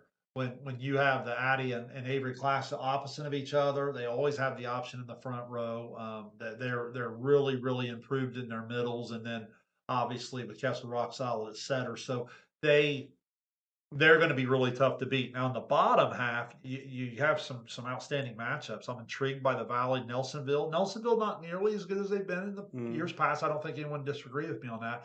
But you still have a lot of girls hanging around from teams that have done a lot of winning, Mhm. and then you get Valley, who really comes on, similar to Southwestern, and then Eastern's a conference champion. So if you get an Eastern Valley final, boy, would that be fun to see as well. Because I think that Valley team, I thought maybe they were a year away. Maybe not. Maybe the time's now. Right. It's could be their time, and but that's one of those. They're one of those schools that has not played for a while as well. So it's going to be, can they quickly get back up to speed after taking off over a week to get ready for the tournament? So now our last division over at Southeastern Division Seven. Yeah, again, gonna have your semifinals Monday, Tuesday night, and then on the weekend over at Southeastern, you have the championships, and it's the Notre Dame on the top line there. Heavy favorites to win that district bracket, but they are going to see some teams that are at least familiar with them. I mean, teams that have played with them, they know them a little bit. That in years past, that things have got a little competitive in certain Mhm. rounds. But again, I had a chance to see Notre Dame in person this year, and they're pretty solid, Mhm. especially in this bracket. I like them. And then down at the bottom, you can't hardly get past the most likely third time Right. this year, the Southern Eastern. I mean, Mhm. those two in the TVC hockey, beat each other back and forth there, and then obviously now they're going to get to do it for a district championship. I'm sure. Again, I know that's a long trip for some of those TVC fans up to Southeastern. Maybe again, that's one thing we talked Right. about in terms of scheduling and so forth. But nonetheless, that's going to be exciting volleyball as well. Well, I got there last year, saw Notre Dame and Western go to 5, Yes. so I feel like the Western kids are at least, if they can get there, will at least have the belief like, "Hey, Yes, we that's w." the point I was Yeah, making about years past. They've at least had some teams that have maybe started to get past the, "Oh, no, we're playing Notre Dame again," and at least feel like they can go toe to toe with them. yeah, so it should be, some outstanding volleyball throughout this week coming up, so looking forward to, watching our live streams, but also being able to get out for me on Saturday to watch those matches over at Southeastern, and then I'm sure Derek and Brock will be spread out, covering a lot of those other matches as well, so should be some really fun volleyball in our area. Kinda moving forward to next, we're gonna talk a little bit of cross country, gonna talk a little bit about the districts that were over at Rio Grande.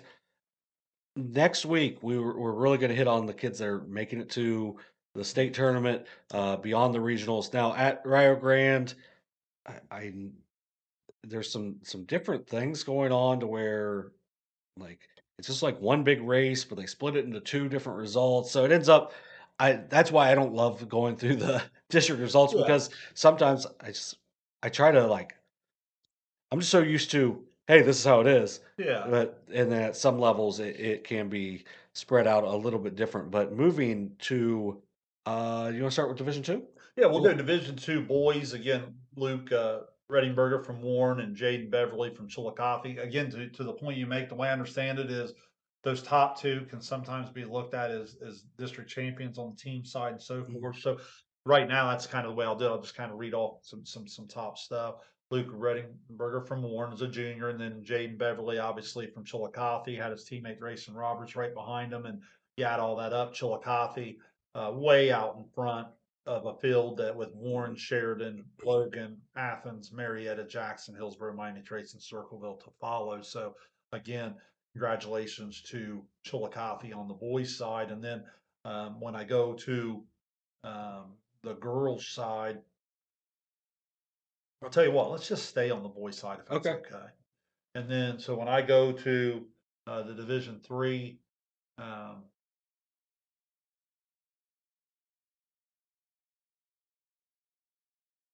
district there, you had the Fairfield Union group. They were outstanding. Congratulations to them. We talked about them a little bit.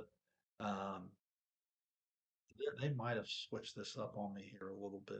Well, I know that was Apologies. one where Unioto got second, but they won a district Yes, the because of that. Fairfield Union and Yeah. Uniota. So that's what I was trying to make sense of. The way it was being reported yesterday was Fairfield Union and Uniota would get credit for a district. Is that Yes. the way you're seeing that? Yeah.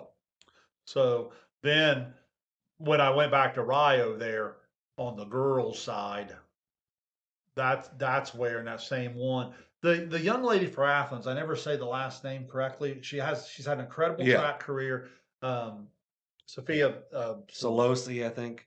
I think. I'll go with Yeah. that. But she's incredible. I she mean, she has the top time in the state like we currently, know how which good Cameron Walker is from Uniota. She was second. Like there was like almost a 3 minute difference, like mm, 2.5 minute yeah. difference. Like I mean, that's It's unbelievable. And Athens and Uniota on the girls' side there with Chillicothe and Logan and Marietta, Sheridan, Miami Truth. That's a deep field as well. So those are some of the schools that we would be looking at as we go into the regional next week. And then I know over on the division. Remember, they went to the Division Four now. yeah. I know the Paint Valley boys got out this year. That was Mhm. something that we wanted to highlight. That's the first time since like 2011. I thought I read. Um, so if I go down here and I go to Division Four, let me get the Division Four girls pulled up. Vanessa Conley from Medina is a Mhm. winner, but then West Union goes 2, 3, 4 with Schubert. Uh, Anonymous is how I think I say that, and Armstrong. And you look down there, of course, West Union with that takes the win, but Adina second. So again, if I read that right, were they giving credit to West Union and Adina? Huntington jumps in there in the fourth spot. That's another team that has been really solid as they get to move off into there. And then if I go back and I click on the boys race, you and I have highlighted this name almost weekly now. Nixon Snavely Mhm. from Rock Hill continues to be extremely successful. Braden Mantell from South Webster. So we go down here. Racing Southern is your team winner as they are better, 16 points better than Rock Hill, South Webster in that 3 hole with Valley, Manchester, Eastern, Waterford, and then that Paint Valley there, as I said, in that 8 hole going to get a chance to advance on as well. So again, you can find those all at mile split, and we It reached helps out. Go if ahead. you go mile split Ohio, if you're just like when you're Googling it, because then it's just gonna shorten it up into just what is in Ohio, and then you just gotta remember where the events are. So like Rio Grande is where the districts were. And this is what's so confused. I try to get some clarification from a coach. It'll talk about like everything's a little bit different. So like your regional meet at Pickerton. So the Division 4 girls top 8 teams, 16 individuals not on qualifying teams. So like what you're doing is you're looking through, and then you got to sort out the teams Yeah. on who. So um, as you said, where you and I will get a little bit more detailed, is we will try to really highlight the elite Mhm. list that's going to be off the state. But again, I at least wanted to try to get some of those names out here this week because doesn't it seem like week in, week out, we're saying the same names? Mhm. It's so impressive how consistent they are at the top. But again, talk about depth.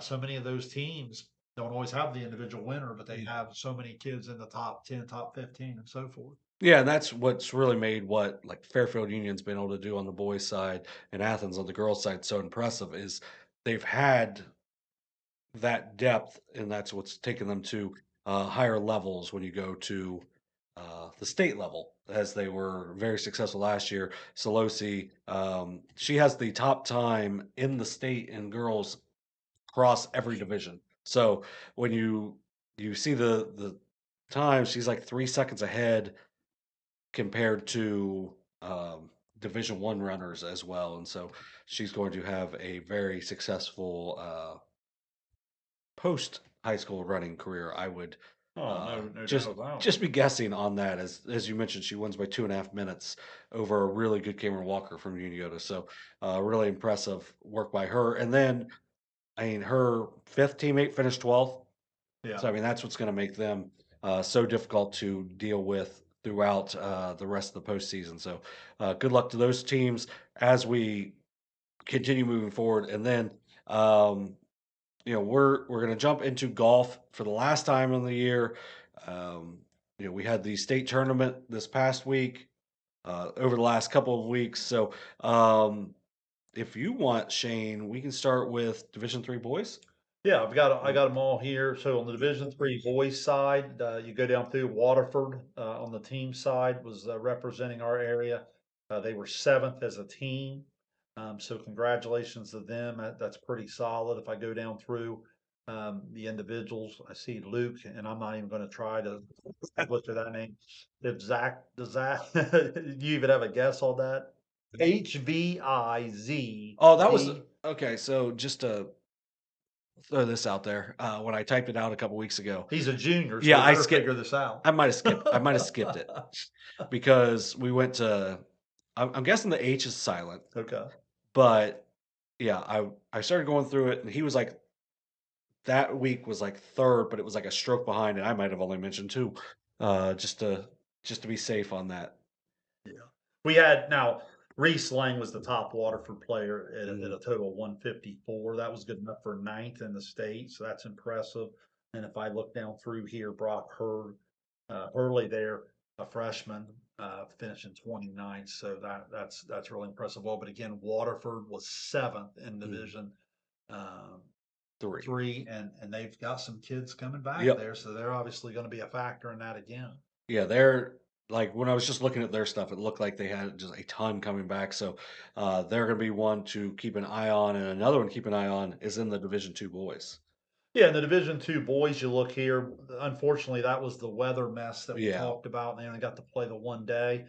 Westfall 8, Lynchburg Clay 9. Or excuse me, Lynchburg Clay 10.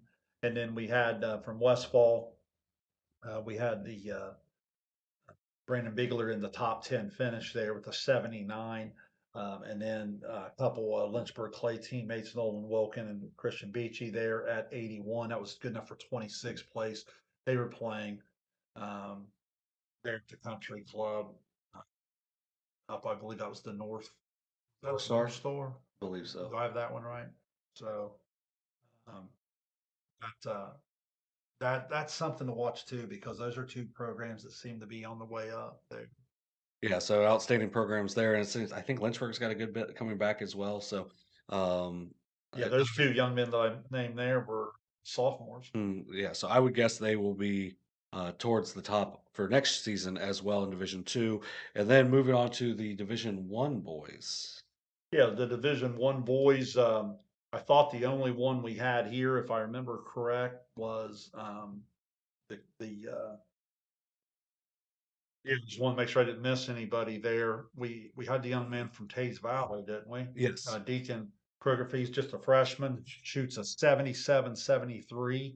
So again, when you're talking at that level of division and you're talking a sport like golf, that's impressive. So 13 shots back of the state champion, but again, good enough for 16th place, the freshman from Tays Valley there. Congrats to him. Yeah, not bad. I could probably shoot a 77, 73, but if we're just shooting 18 on that. So then let's bounce to the Division Two girls. I know that was another shortened one as Now well. the girls, they only have the two, is Two that correct? divisions, Yeah, yes. so on the two, Piketon down in the 12 holes, Zane Trace up in the 7. Um, we've highlighted throughout the year the outstanding play of Rosello Latavo, the sophomore, shoots a 74, unfortunately does not get to come back.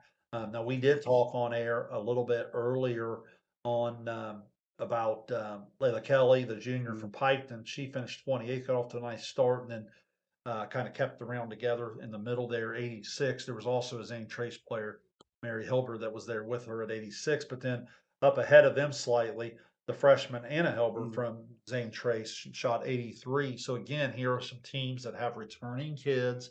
They get a little taste of it. They were playing a beautiful golf course, Heatherwood, that I talked about on air. Mhm. Hard golf course too. So those are some impressive rounds. It's a shame they didn't get a chance to go back and have that 2 day total, but nonetheless, congratulations to them on the experience and you know playing quite well that first day. Yeah, it should be outstanding for them to, there's some really high quality players coming back as well. Could make the SVC race pretty interesting because I know Zane Trace loses a good bit. It's probably Lotavo and Helber coming back, but Yeah, Piketon I know has a good bit coming back as well. So could make the SVC a little more interesting there as well. So then let's finish with the Division 1 girls. yeah. The Division 1 girls. If I look down through, and I apologize if I'm missing anyone. I know we had the young lady from Athens, Ellie Mhm. Beck Aiden, finished 31st.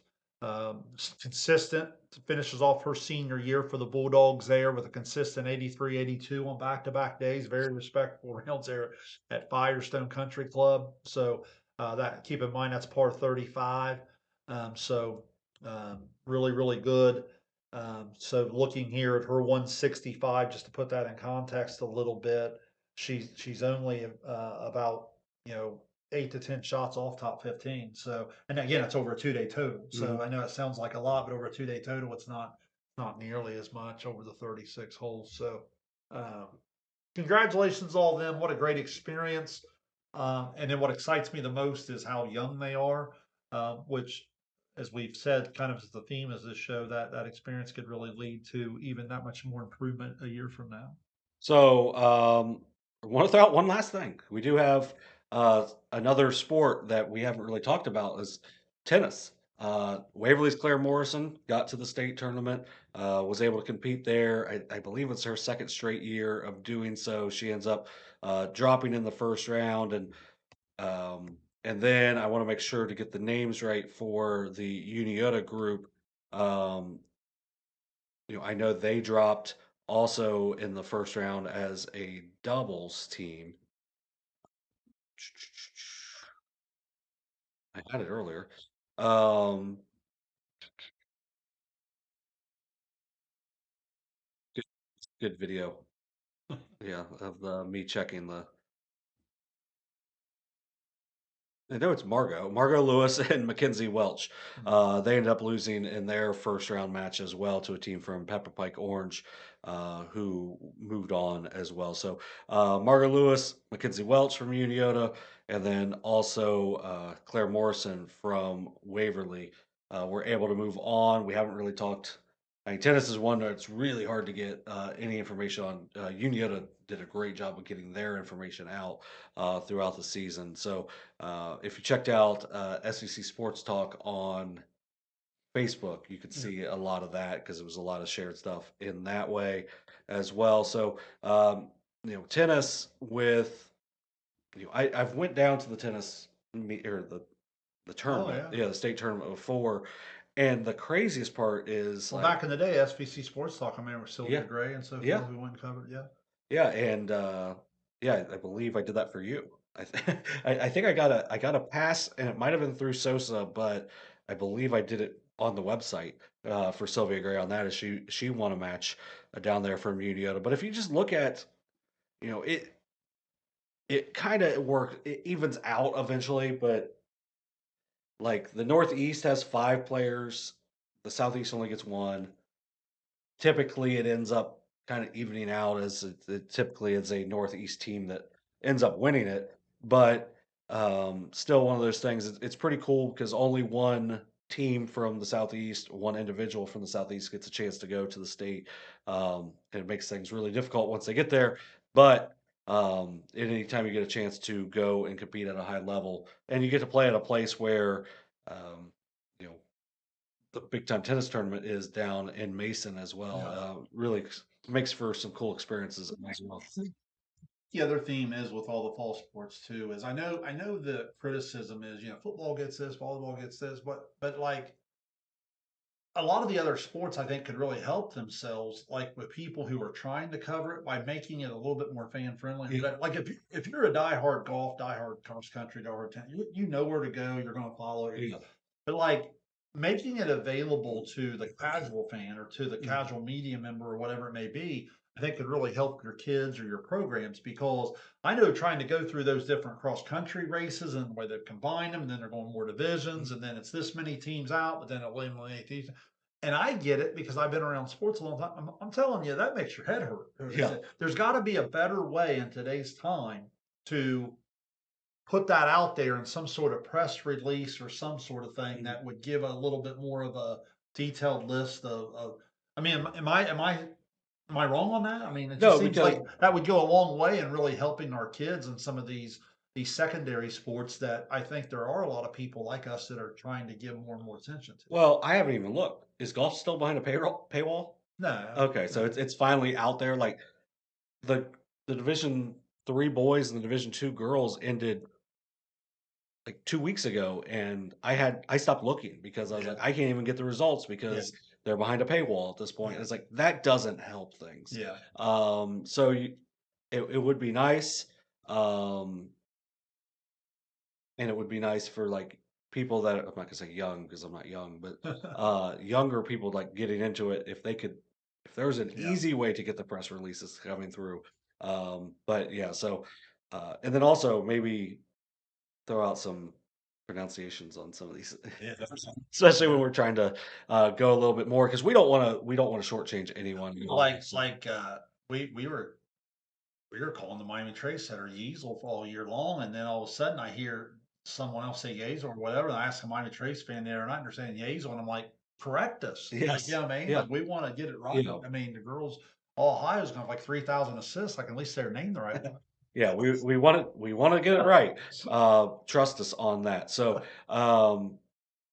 we talked all episode about, like, where we're gonna be. Um, just a quick reminder, um, there's gonna be volleyball at Logan on Tuesday, Wednesday, Saturday.